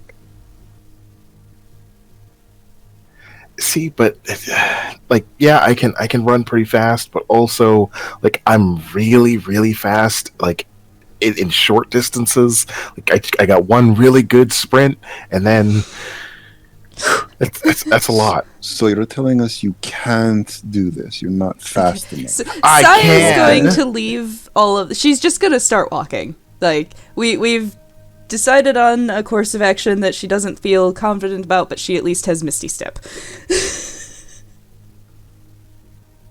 Yeah, you are able to walk in. There's a smell of burnt blood and burnt plant in the area. Kind of like that smell if you're throwing a bunch of wet wood on a fire. So like a bunch of green leaves and all of that fun burning smoky smell. All right. I'm gonna hold an arrow for the closest possible target, and the for if they all seem to start converging because she's in there, I will fire. Okay. You reach for the axe? I reach for the axe. Okay. You are able to pull it out without any resistance. Does anything happen or change? The axe is very, very shiny. It's in good condition. The handle of it is kind of like got a vine motif, and it's like very intricately carved wood. Almost looks kind of like like vines are holding the axe head in. Okay. Well, I'm going to take this prize back to the party then.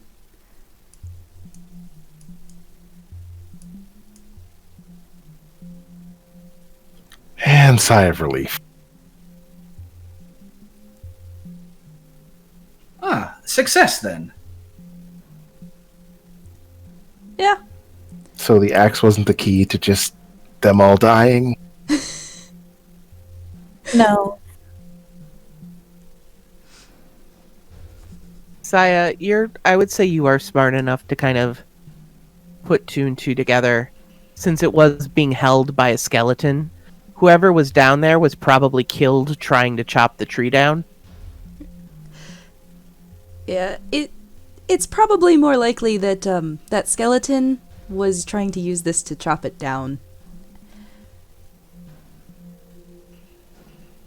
So, So we have we- magical fire. Saya looks offended at the topic of magical fire. I know, but other people might. I'm gonna wiggle my fingers out and hope that some magic comes out. She's also going to shove the axe at Axel because she's not carrying it. Axel takes it and looks it over. Saya, as you hand the axe off to Axel, you take 1 point of piercing damage as a bunch of thorns pulse through the handle of the axe. I think you offended it. Axel, you take the axe and it's very well weighted. It feels nice in your hands.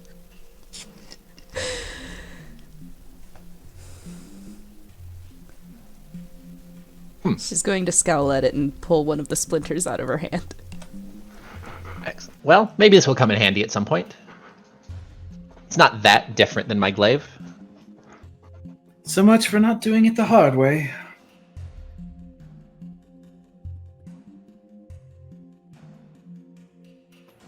I mean, I can only really fight one of them at a time, so are we planning to actually go down there? Or we can go and talk to the Mordecai's maybe and see if they've got a bunch of flammables and we can make a really big bonfire. Look, these small ones don't take much hit to die, right? Just a lot of them. Yeah, there is a lot of them. If we're going to fight them, we should probably draw them to us instead of wading into them. Curious that Saya, that staff you have, it's you said that they don't view you as a target while you're holding it. Does that mean all of them or just the one you hit? As long as I don't attack a plant, I don't know if they'll all lose it if I only hit one of them or not. Because if it's just that you can hit one and that one will become hostile, you could technically just walk through one by one and kill them all. I think you are overestimating my ability to hit things with a stick. No. See, while you have the stick, they leave you alone. So you just do your magical, super far blasty thing, and then see if they all come at you. If they all come at you, we just fight. If one comes at you, then we just sit back and watch the show. And If to that's be going to be the fair, case, I think I'd rather hit him with it. You guys are having this argument. A few of you notice that the composite branches making up this staff look awfully similar to the branches on that tree.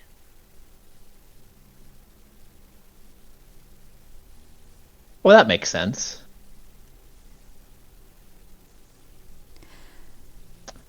I'm still freaked out by a bleeding tree. Yeah, I still think the tree needs to die. But I wonder if that means that if you get rid of the tree, the staff goes. It'd be worth If we get rid of the tree, we don't really need the I mean, obviously the staff is useful, but... So is that our current plan? Is I'm going to rain eldritch pain upon these blights and see what happens? Fluffy, exactly how many of those are there down there? Like, estimate. How many do we think does it look like? like 20. Yeah, about 20. and not all of them look to be the ranged variety, yes? No, I would say about 6 or 7 of them are the ranged variety. So, I mean, we can pick off the ranged ones first, and then meet the melee ones, and, I mean, with this spear, I was doing a pretty good job of just wrecking them in the last fight. Rich blade. Okay, then. Where are the ranged ones?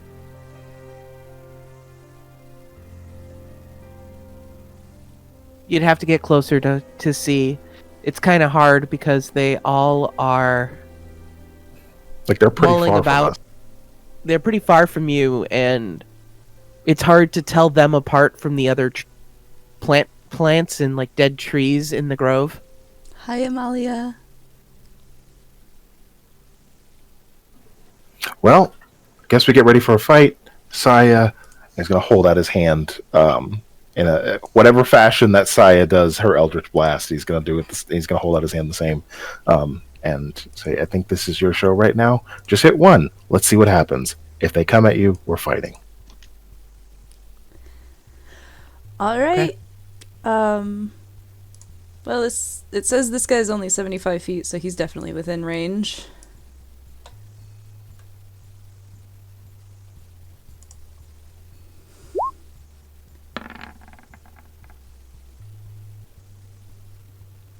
All right, yeah, you completely obliterate it, and at that point you see a bunch of twigs and vines begin like moving around and shuffling.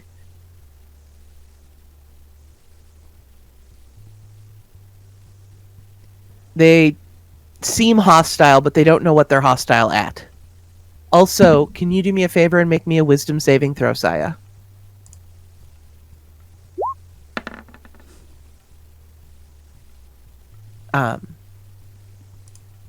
When you attack one of the plant creatures in that area, you feel a little weird, kind of like lightheaded for a second.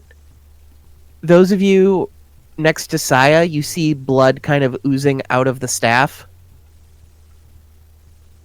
Kind of dripping out of some of the pores in the rotted looking wood. So then they're tied to the tree, which is tied to the staff. So if we want to keep the staff, we have to leave the tree. Or we just set down the staff and attack that stuff and see if it's there when we're done.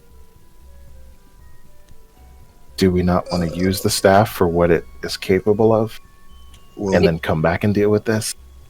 I think you using the staff in the combat right now may not be the best plan, especially if it's going to hurt Saya. Can Exactly. Saya unattune to this staff so that as we continue to kill these things, she's not bleeding from her eyes and nose and ears and such? She can unattune, but then will not gain the benefit of being in non-hostile to the plants. Just don't think it's worth Saya. Oh, trust me, I have no intention of dying for this. So is the plan. So the goal is we definitely are taking down that tree, right? It is Yes. causing problems. All right. Saya, ditch the staff, or wait, and I'll like dig a hole. That's just like a small hole that you can just like stick the staff in, and we'll leave it there so it's visible for us when we come back.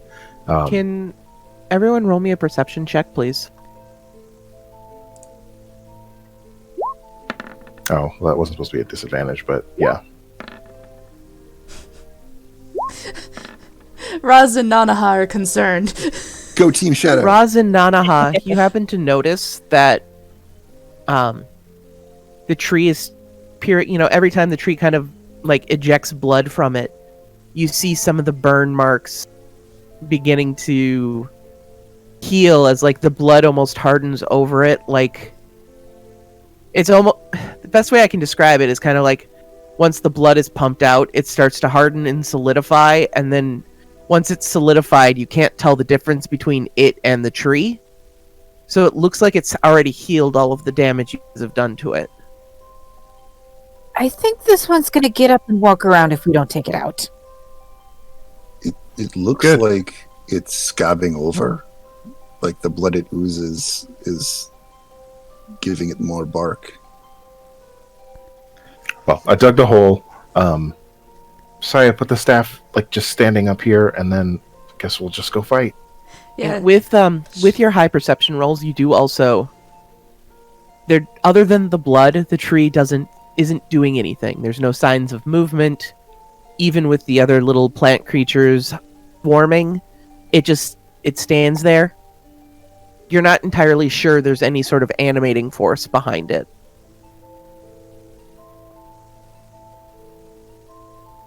Okay, so it's not moving current. It's still scabbing them.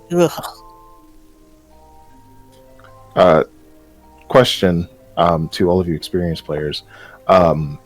Two weapon fighting is something everyone can do. Like you can attack with your offhand, provided you have a weapon in your offhand. You just can't add any modifiers to it, right?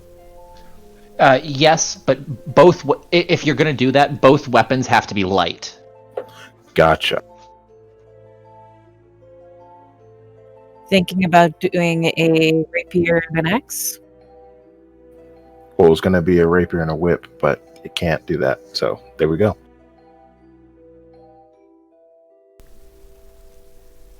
So Sai is going to put the staff in the hole and shunt the attunement out of her mind. Okay. just cover the hole a little bit so that it like the staff can stand straight up. I mean, I a suppose I marker could now. have put it in the lantern, but Do you really want that inside you? currently have bones of a saint in there, so True. Yeah, next time we're in a town, maybe we should do something with those. Okay, so let's go fight. do you guys want to set up and Verity and I can rain fire until they realize where it's coming from? Verity I think probably that doesn't was have the the plan. range to. I mean, the farthest she could reach is 60 feet. Chill touch is 120. My fucking god, it is! Yeah, get gripped! I was gonna say, I know we both have chill touch, and I know that's another 120.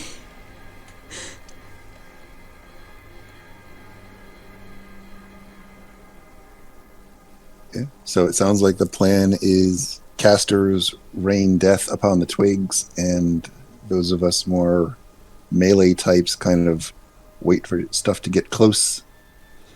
I still have 9 arrows left. I'll try to hit something. Is that axe a great axe for the purposes of like it being a weapon? It is a battle axe. So a hand and a halfer. So 1d8 or 1d10 versatile. Gotcha.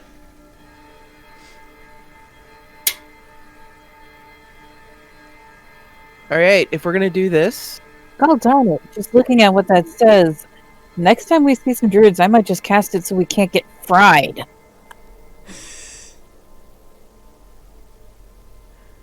well, it doesn't. It just gives you a bonus. It's not like it makes it so they can't cast spells.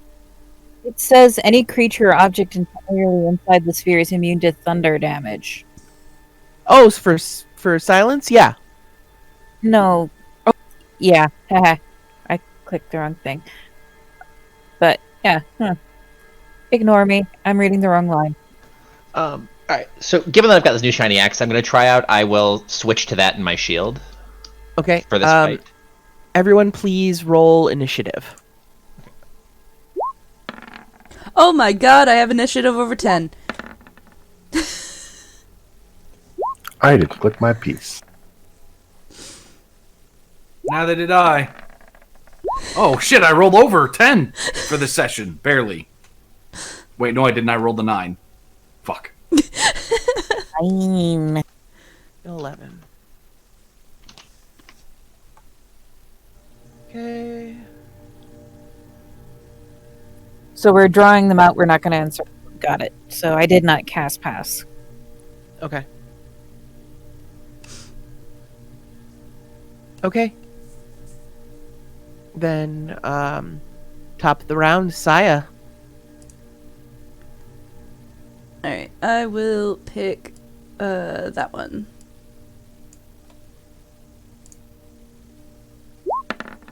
Not with that roll. Hey, yeah, a whiz, the bolt of eldritch energy just whizzes right past it, hitting into the ground and causing us a bit of dust to... Sorry, disoriented from the unattunement. Oh, teetered on that one. I know.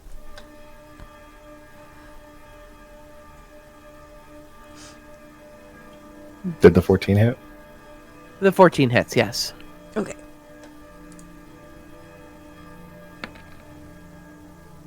And just because I can do it once per turn.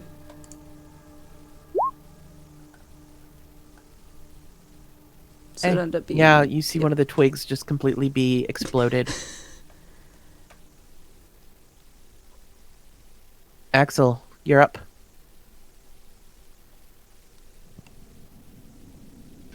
So, okay, so these are the 25-foot squares, right? Yep. Okay. So Axel is going to move 25 feet. So how far away is that blight from me?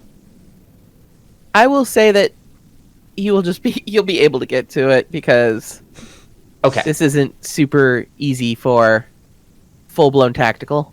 Okay. So if I am able to get next to it, then I will try to attack it with my new fancy battle axe. Okay, go ahead.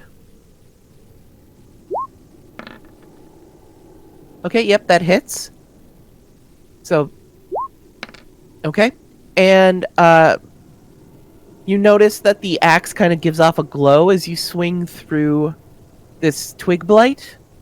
Had you not already eviscerated it, you would have rolled another die of damage against a plant. Ooh, cool. Neato. Okay, and then that killed that one. Yep. Okay. And then that's my turn. Nanaha? I'll follow Axel's lead. Hang up. Is this a surprise round? Essentially, yes. I'm gonna attack the one in front of me. I've got a door. Just a second.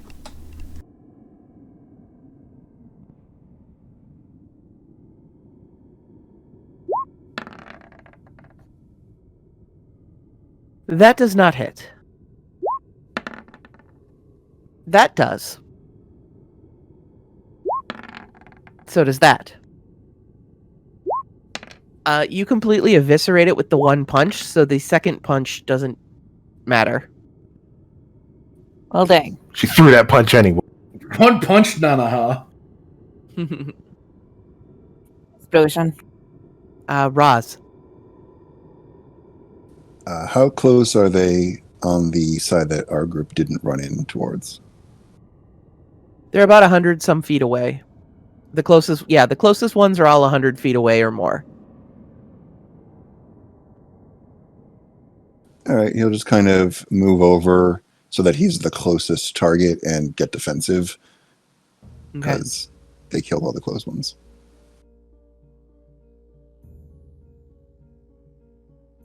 Verity. Verity's just going to kind of wiggle in behind Saya. Just kind of like wiggle in behind her. And I'm assuming that puts her in range for this one. Oh, yeah. And we'll just kind of wing one of those chill touches out there at the nearest. That one. There we go. Oh, yeah, guys, it hits. happened. That hits?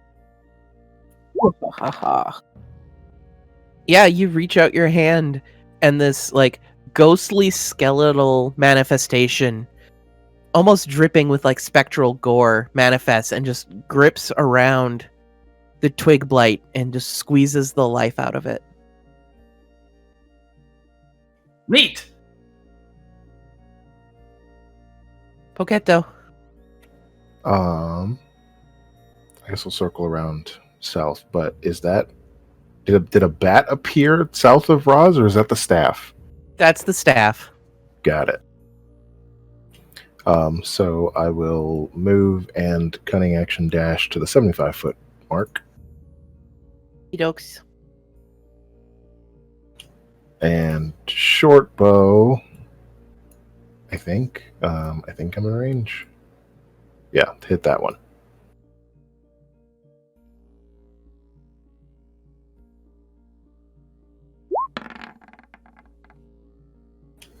And he whiffs.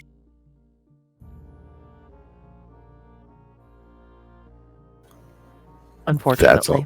That's all I got. Okay, the Twiggies get to go. Next time, Pocket. Next time. Okay, those are going to have to use their full movements to start moving. Same there. Same there. Same there. There. Movement.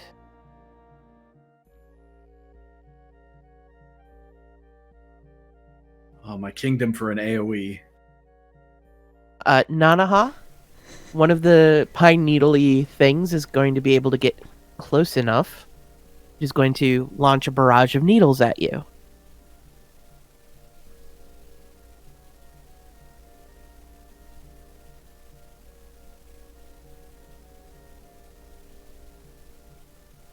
That will be a 21 to hit. Oh yeah, I totally dodged that. I don't think deflect missiles does anything for this, or does it? Oh, this is a missile attack, so Do it, Nanaha. Show us.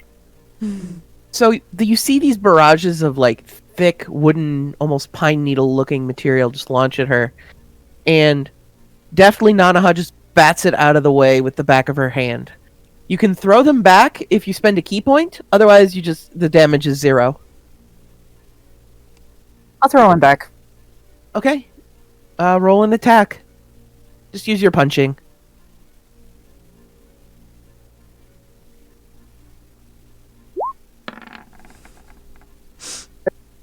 Hit. The needles right back, and the thing just turns into a veritable pincushion before falling over unmoving. A Pockets impressed. Okay, Saya.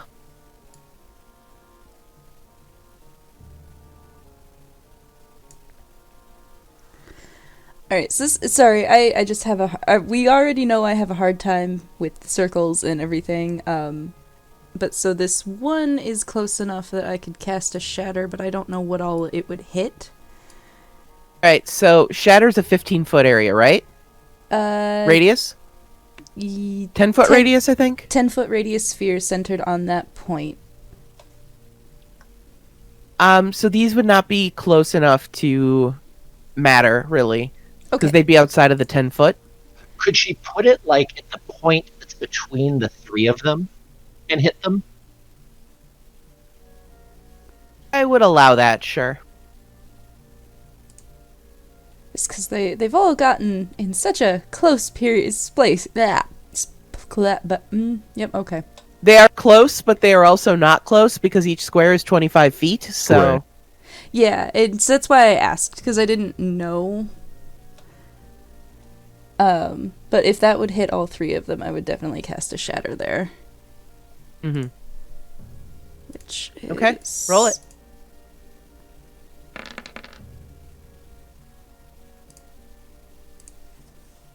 A DC 15 con.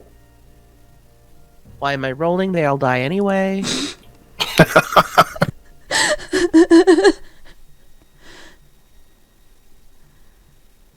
Yeah, I mean, all my spells are third So this level spells. explosion of sound, kind of like a keening noise, emanates from that area, and you see a bunch of these twig things just fall apart completely.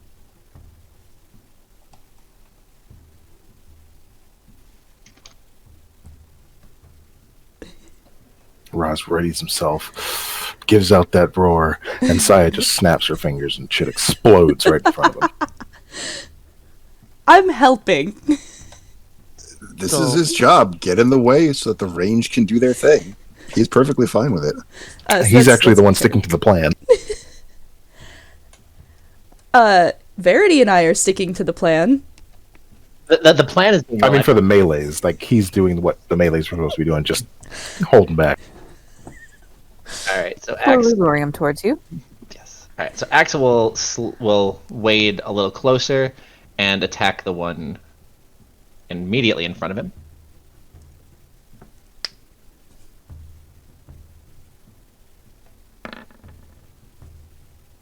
I'm not even going to tell you to roll damage. You eviscerate it. Excellent. And then, is the one that's diagonal to me close enough to attack, or is that? I would say you would have to use up the rest of your movement, but you could get that one too. Okay, well, let's do that, and bring down the battle axe. Yep, that one's also exploded. Cool. That will be my turn. Then. Okay, Nanaha. Alright, since my next target just died, here we go again. Your movement is what, 40? Yes. You wouldn't be able to get into punching range. You'd have to either double move or step of the wind. Fine, I'm here. End turn. Okay. Roz, are you doing anything? Just kind of moving up another 30 feet just to continue, being the distraction and let Saya and Verity do their thing. Okay. Up there. Oops, sorry. Ah, no! Moving all the things. Wherever you need me to be, as long as I'm, the potential obvious target. Yeah. Okay, Verity, you're up. Yeah, we're just gonna wiggle in next to Saya, bloop, just to keep him in range because these squares are very large, and we'll go ahead and do the same thing against that.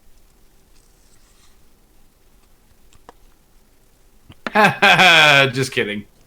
There he is. Yep. You reach out, and the ghastly spectral hand begins to form, but your aim is just ever so slightly off, and it doesn't get anything before it winks back out of existence. Well, I can't do anything else, so I guess that's it. Pocket. Move, cunning action, dash to move 80, but still be in the same square. And I think I can short bow this one that now she's adjacent to.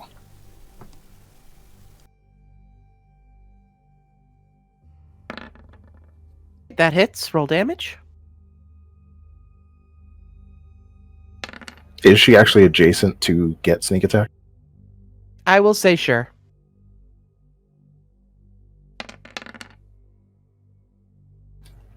And done. Okay.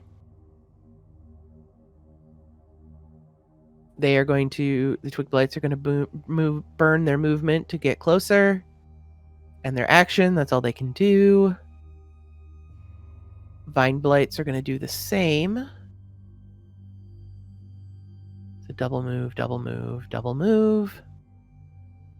Move. Move.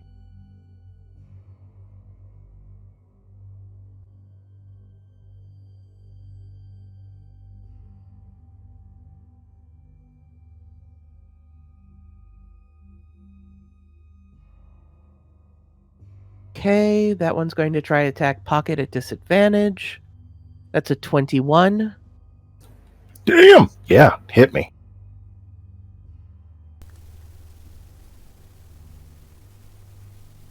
Okay, that's 9 points of piercing damage as a barrage of wooden spikes peppers you.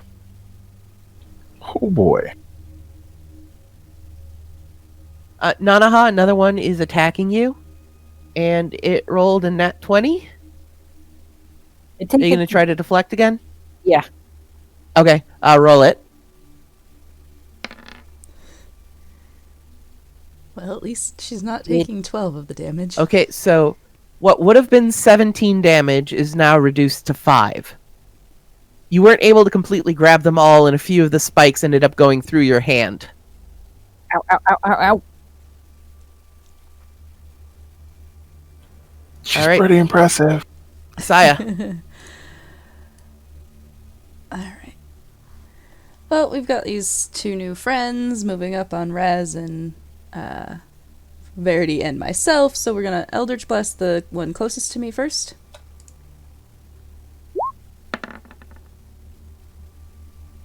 That hits. Okay, that is destroyed. And then I will send the second blast at the next one in there. That one is also destroyed.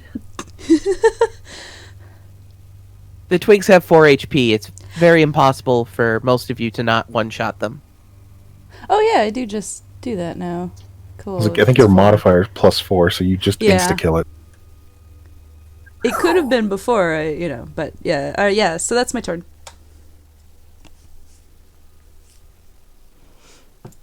Axel, your go. It's supposed Alright, to be able Axel to is hit I will going say you'll be able to get in range of the needle blight right here. If I go there, you mean? Yeah. Okay.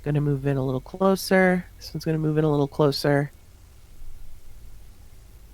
Pocket, the two of the needle blights are going to return fire on your arrows. Bring it on! Okay, that is a 18. Hits. Oh no.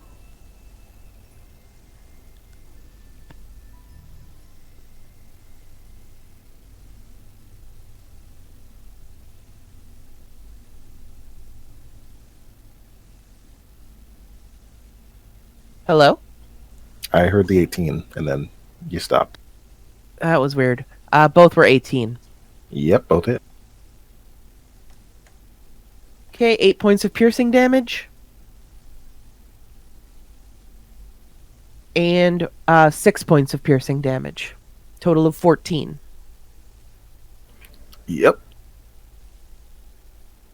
As Pocket is looking less like a tabaxi and more like a porcupine.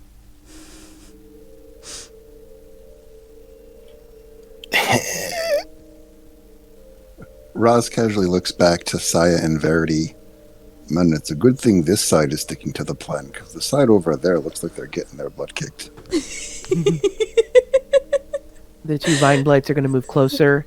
The closest of the two is going to try and attack Axel.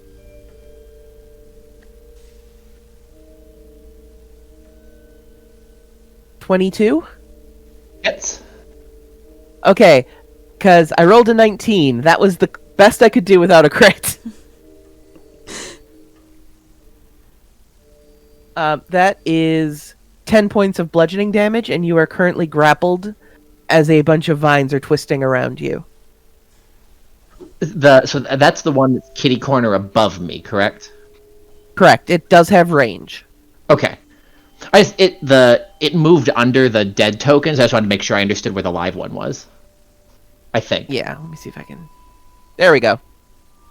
Okay, excellent.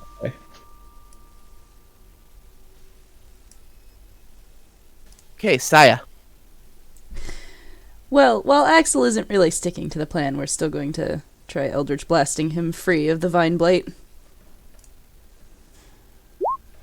I'm totally sticking to the plan. I'm the melee distraction. Does 22 hit? Yeah, that hits. We'll, 6 force damage. yeah, we'll Plus toss 3 the- cold, so yeah. 9. And then second blast. That also hits. That's another 10. You blast off chunks of plant matter, but the thing is still standing and still currently wrapping up Axel. I tried, Axel. It's now his turn, though. All right. Well, Axel will attempt to do some gardening.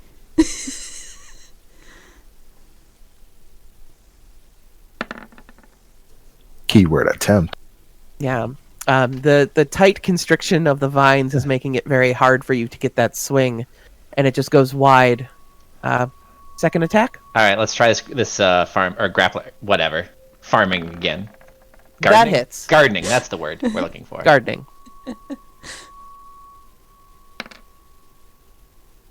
Oh yeah. Yep.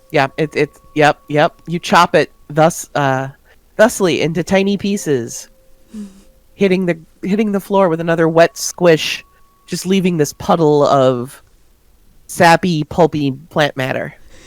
All right. Excellent. And then, so now that I'm free, I'll use my movement to move forward one more tile, and then I will use my bonus action to raise my shield in the air, and it glows for a second, and I will harness some divine power. Nice. Okay. My turn. Nanaha. You're the best HP. All right, there's one in front of me. Punch, punch.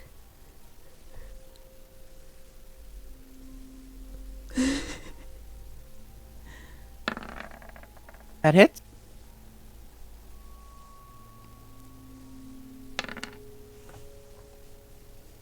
It is still standing though, even as you crack the wood on wood sound, just splintering. Okay, yep, this time, it's dead. It's dead. Now it has Turning revenge around, you- punching at this point. Revenge punching. Yes. Roz?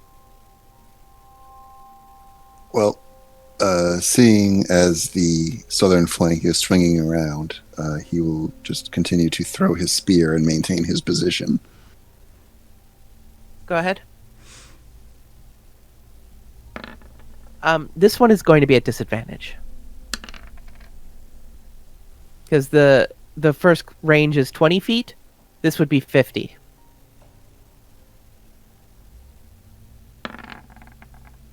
Still hits. Then take the 11. Okay. Once again, the blood spear launches in a flash of crimson energy before dissolving and reappearing in Roz's hand.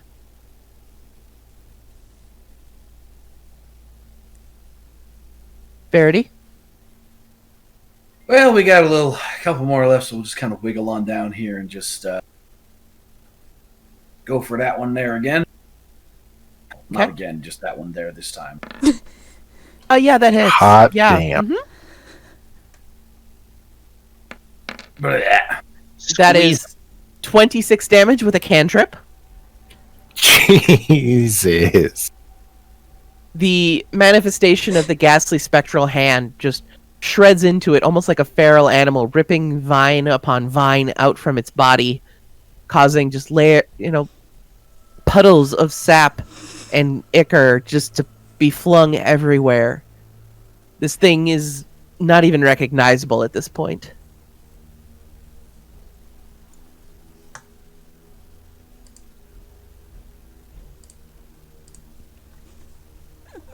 Poquetto?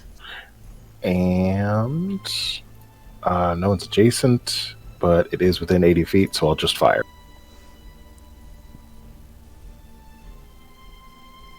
That hits.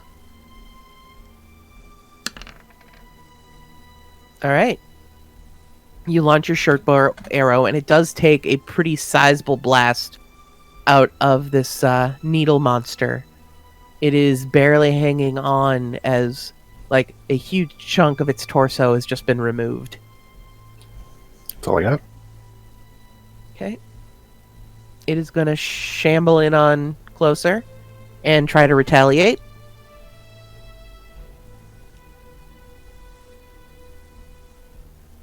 Uh, 17. That's the armor class. It hits. Okay. That's 5 points of piercing damage as another barrage of needles pepper you. That fucking hurt! Okay, Saya, you're up.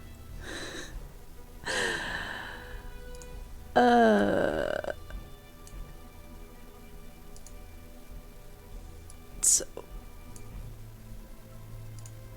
trying to make sure I get. Okay. Wait, that was way too much distance then. Just the one square. Yeah, if your range is 120 feet, yeah, you can do that. Okay, yeah, I was just like making sure I didn't over move. Okay, yep, the last one is completely eviscerated into pieces. It had 1 hit point. And that's when I roll max damage, of course. Well, if you don't At the want moment, to there get... are no more blights in the area. And just remains the large, imposing black tree. Alright, Maybe we should. Well, so if it's... Are we leaving turn order? Or are we staying in initiative? We'll stay in turn order. Okay. Because I technically still have one more Eldritch Blast, and she's going to look at Raz. Yeah. Started on the tree? Yeah.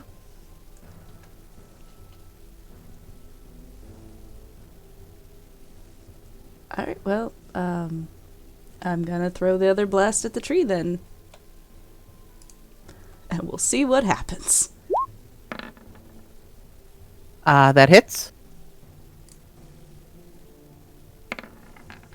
And we'll toss the extra cold damage on that. Okay. You take a large chunk out of the tree, blood kind of oozing over, I need you to make me a wisdom saving throw, please, Saya.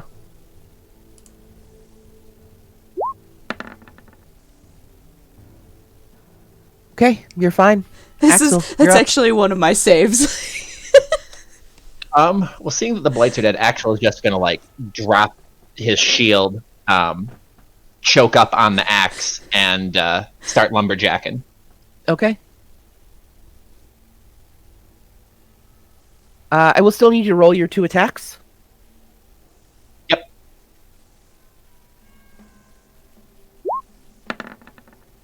Okay, yep. This you are not able to get through the thick, bloodied bark of the tree.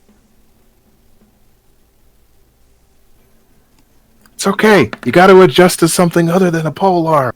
The second one does. Roll your damage. Does this get the extra dice? Yes, it does. This is a plant.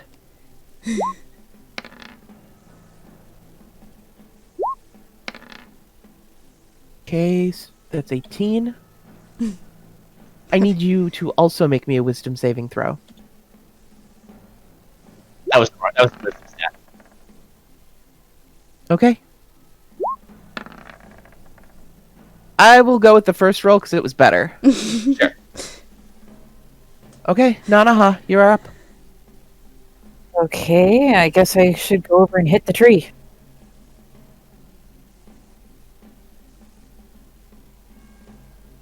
I even reach that far? I'll say you can.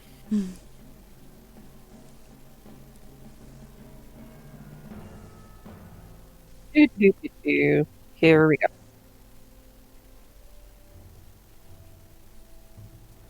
Yeah, you punch that tree. You hit, however, with you swing with all of your might. However, the quarterstaff doesn't seem to do any noticeable damage to the tree. It's almost like you're hitting jelly at that point. All right, I'm gonna let the lumberjack have at it. I appear to be doing nothing.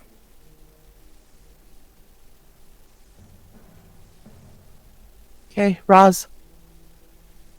Roz is going to move down and just like with Nanaha, kind of let the lumberjack do it, but he will ready an action so that if a twig or a blight of some kind shows up to attack the party, he'll throw his spear at it.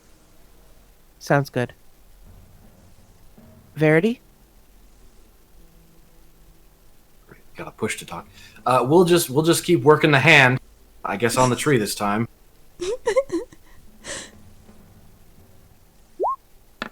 That hits. Roll your damage.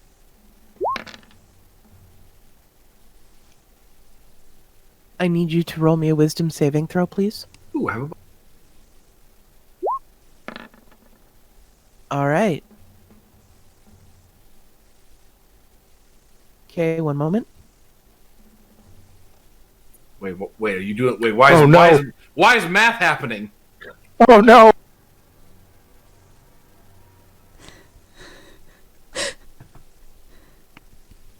Pull forward and grab some of the life energy out of this pulsating tree.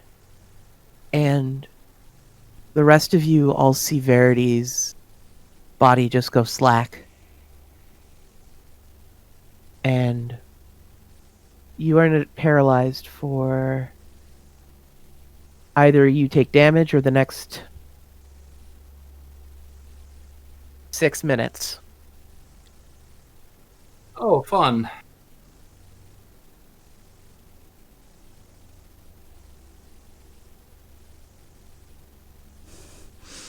Pocket.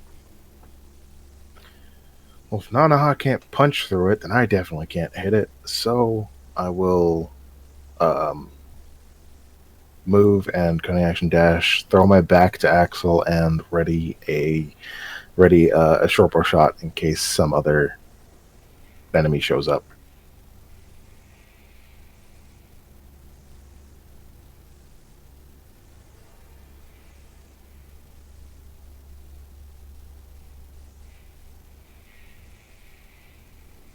Saya, your go. Okay. I'm going to give Verity a concerned look, but, blast in.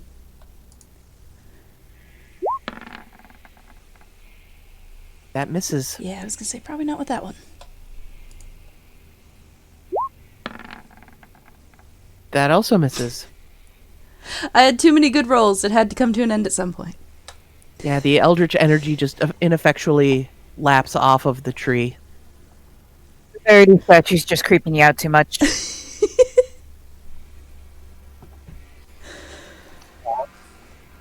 suppose the lumberjack continues.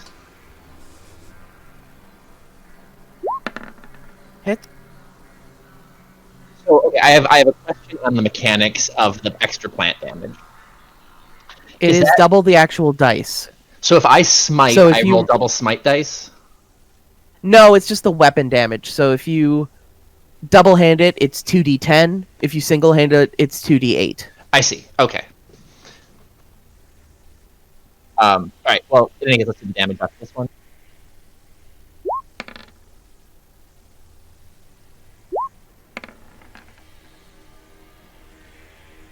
Okay, make your second attack. That one unfortunately does not pierce through the hide or the bark of the tree. I will need you to make a wisdom saving throw, please.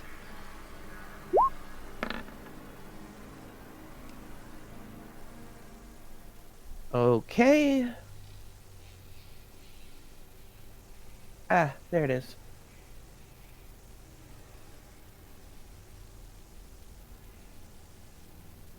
Axel, Yes. for the next 2 minutes, you will be spending your duration either screaming, laughing, weeping, or crying. Just to confirm, that's not a disease, correct? It is not a disease, no. Excellent. All right.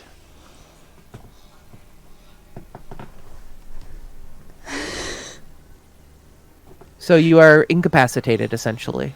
Sounds good. Axel is laughing hysterically. Nanaha? Can Namaha go up and take Axel's axe and start swinging herself? You can. You will not be proficient with battle axe, so it'll just be a straight strength roll. That's fine. And my sheet went away.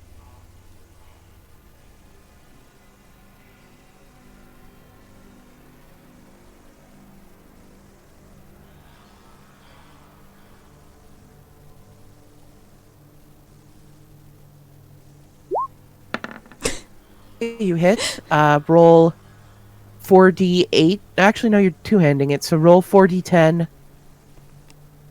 dice, please. She Nanaha, doesn't the care if resident you can crit master.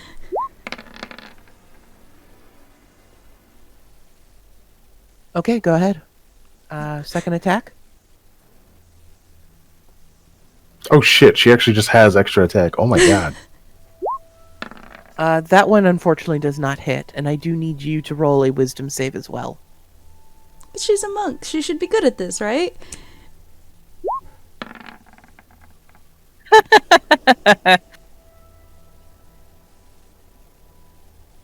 Somebody else's turn at the axe. Nanaha, you fall instantly unconscious. I don't think the tree liked that. So she swings the axe, and you just see this great gout of blood, and then her eyes roll back into her head, and she falls to the floor unconscious. Falls to the floor unconscious, like as if in the same way, like when she like takes a ton of damage and like dies, or like she just passed out. So it's not like she's dying, and she doesn't have 0 HP, but she's unconscious. You hear snoring. Yeah, you'll Oh, either shoot. need to heal her of 1 HP worth of damage, or an hour, and she will wake up. So she fainted. And Got it. our healer is paralyzed for Roz? 6 minutes. Our paladin is laughing for 2. Roz is going to continue on his defensive tactics. He doesn't really know what to do. So he's just going to keep waiting for an enemy to show up to attack, ready in action to throw a spear.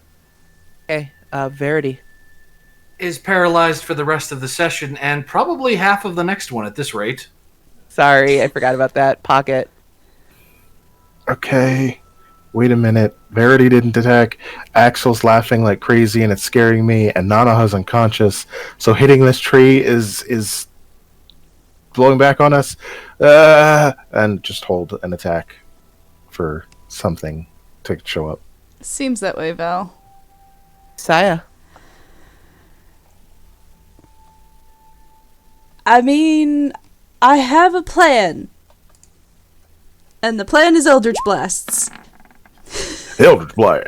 Okay, that hits. Good plan. Okay, roll your second. That misses, and as it splashes against the tree bark. I will also need you to make me a wisdom save. Ah, fuck. Perfectly timed music.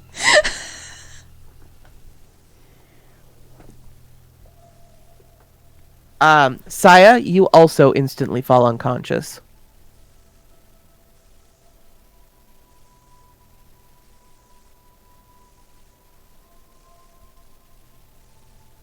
So at this point, Roz and Pocket, you are the only two remaining who are not in some sort of altered state. Oh, look at Roz. Should we just pull them out and regroup?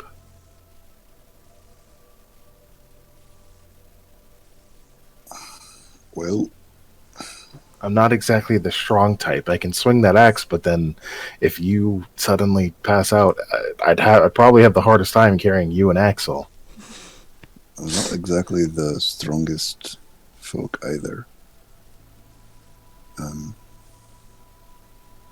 Can Roz will move over and try to like rouse the unconscious people, to see if they're like sleeping, or check with on Verity, like the paralysis kind of thing. He seems very like distant, almost like introspective to the point of dissociation. Like her body functions are normal. She's breathing.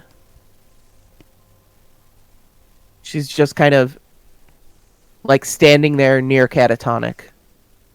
The Saya, who is unconscious, is breathing.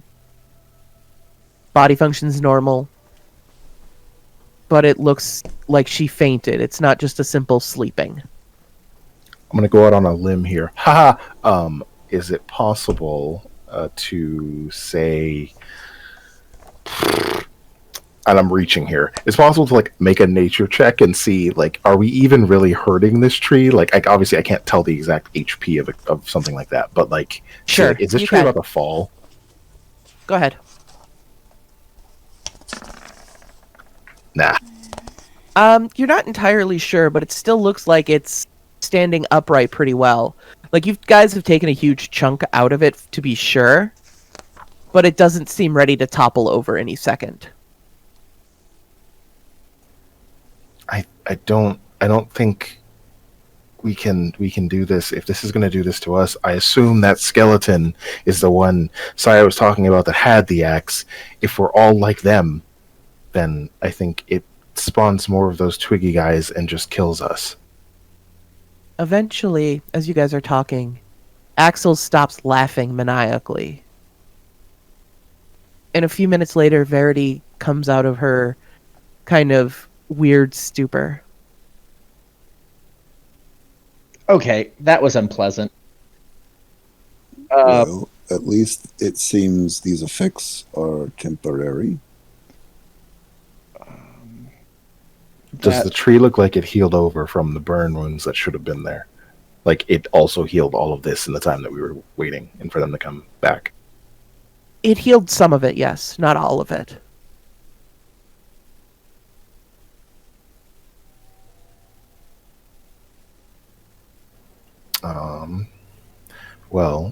So Verity and Axel are back, but Nanaha's still unconscious. Yes, as is Saya. Well, I suppose we can keep trying to get rid of this tree, and I can pull Nanaha out of here.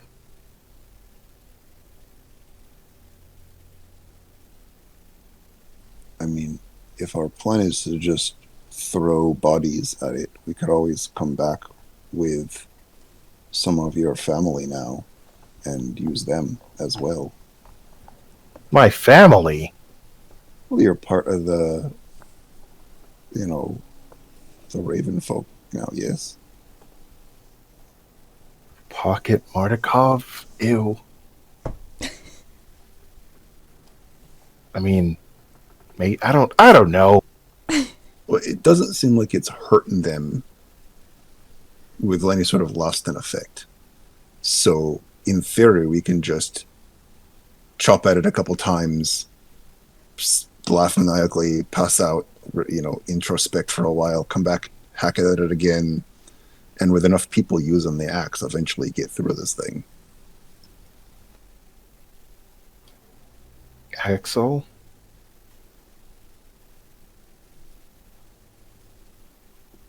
I see Your Lennon mic lit up, is but muted. Oh, sorry. Yep, I had my mic up. Whoops. Yeah. I think more people is going to be more useful than less at this juncture. Like, I don't know that we're gonna do this ourselves. Plus, I don't necessarily want to be here if and in some state if more of those things show up. okay. Should we on the way, if we are going to head back toward the manor, should we check some of the one side path that we thought maybe ran up to here, just to make sure there's not more of the druids? I'm a little concerned by the lightning still striking. I'm not really with two people unconscious. I think we make it back there, tell them about the tree, and then explore the paths. Like, we rest there and then come back and explore the paths. That's fair. I think we've probably got rid of their champion that they were talking about, although they would have sped the process up. That concerns me as well. But yeah. Roll Arcana checks for me, please. Everyone? Everyone who is not sleepy.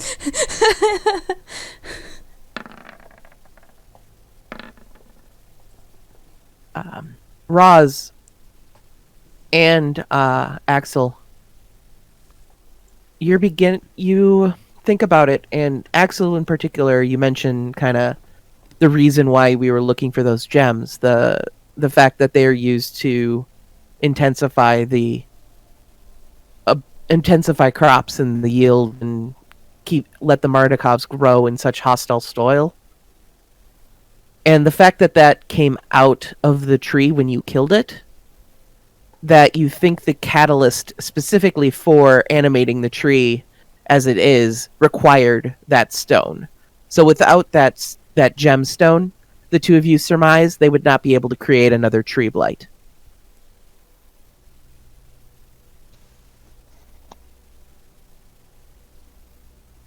And we should. I've already started trying to pick up Nanaha to start carrying her out. Yeah, so I think given that if we think that the winery is going to be safe, we should probably head back then and make sure that Nanaha and Saya are all right.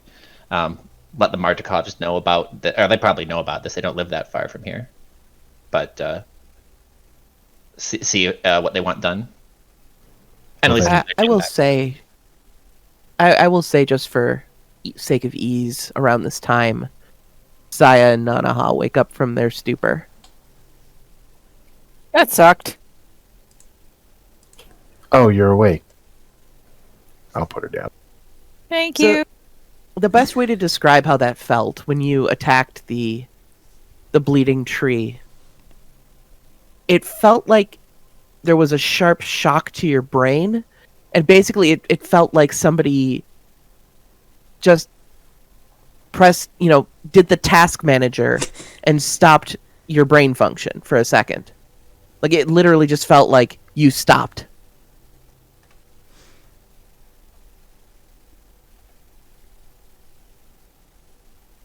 Well, I think we're right. I think we just go back to the Mardukovs, let them know, and if they want to come back here with more people and we all try to take this down, then that's fine. Then we can also explore those other paths after we kind of rest this out. It's a reasonable plan. Shall we return to the wagon then and get... No, we walk down here. Excuse me. Shall we return to the manor then? I think so. Any objections? I think it's a good plan. Just out of curiosity, what is the time of day here? By the way, I know like there's not a lot of sunlight; it's hard to tell. But Yeah, I would say it's roughly like mid to late afternoon. By the time you would get back to the winery, it would be closer to dusk. Well, if we don't want to be out after dark, then probably we should get moving. agreed. We can patch up with the Martikovs and return tomorrow if need be. Sounds good to me. Don't forget the staff. Pick up the staff. Yep, it's still there. I take the axe back for whoever ended up with it. I wonder how well the staff would work on smacking this tree. That's an Stop hitting interesting yourself. idea. Stop hitting yourself. Right. Well, if you don't mind carrying me back, I can try hitting it once. Give it But a I'm shot. not do it.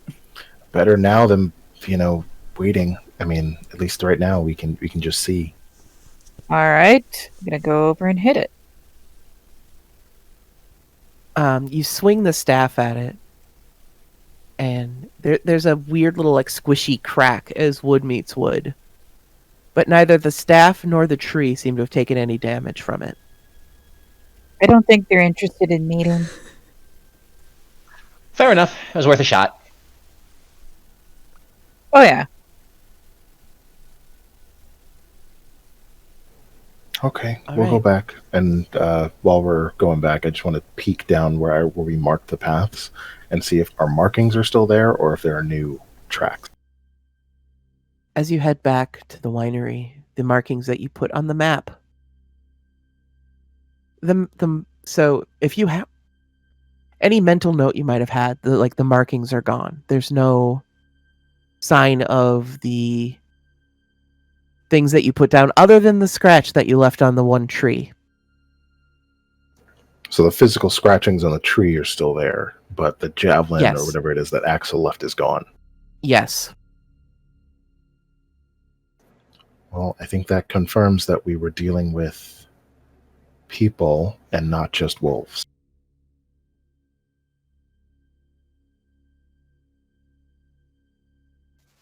Well, as you guys make your way back to the vineyard, I think this would be a good time to wrap up tonight's session. Just on the way back, Verity kind of like doesn't grab Pocket, but she just kind of like, I guess she has to lead up to him because he's so fucking enormous and just be like, for the record, I trust your heart, just not your methods sometimes. Okay. He still flinched and prepared for a hit. Oh, sad times. Oh no. Aw. Man, not even Saya has raised a hand to you in a while. Like I think the most recent thing was a slap at the manor for something.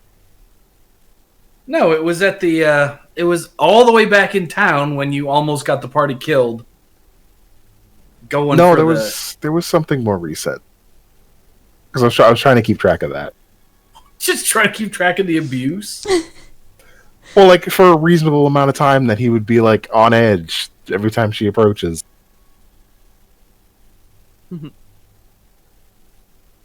Well, thank you everybody for playing. I hope you all had a good time.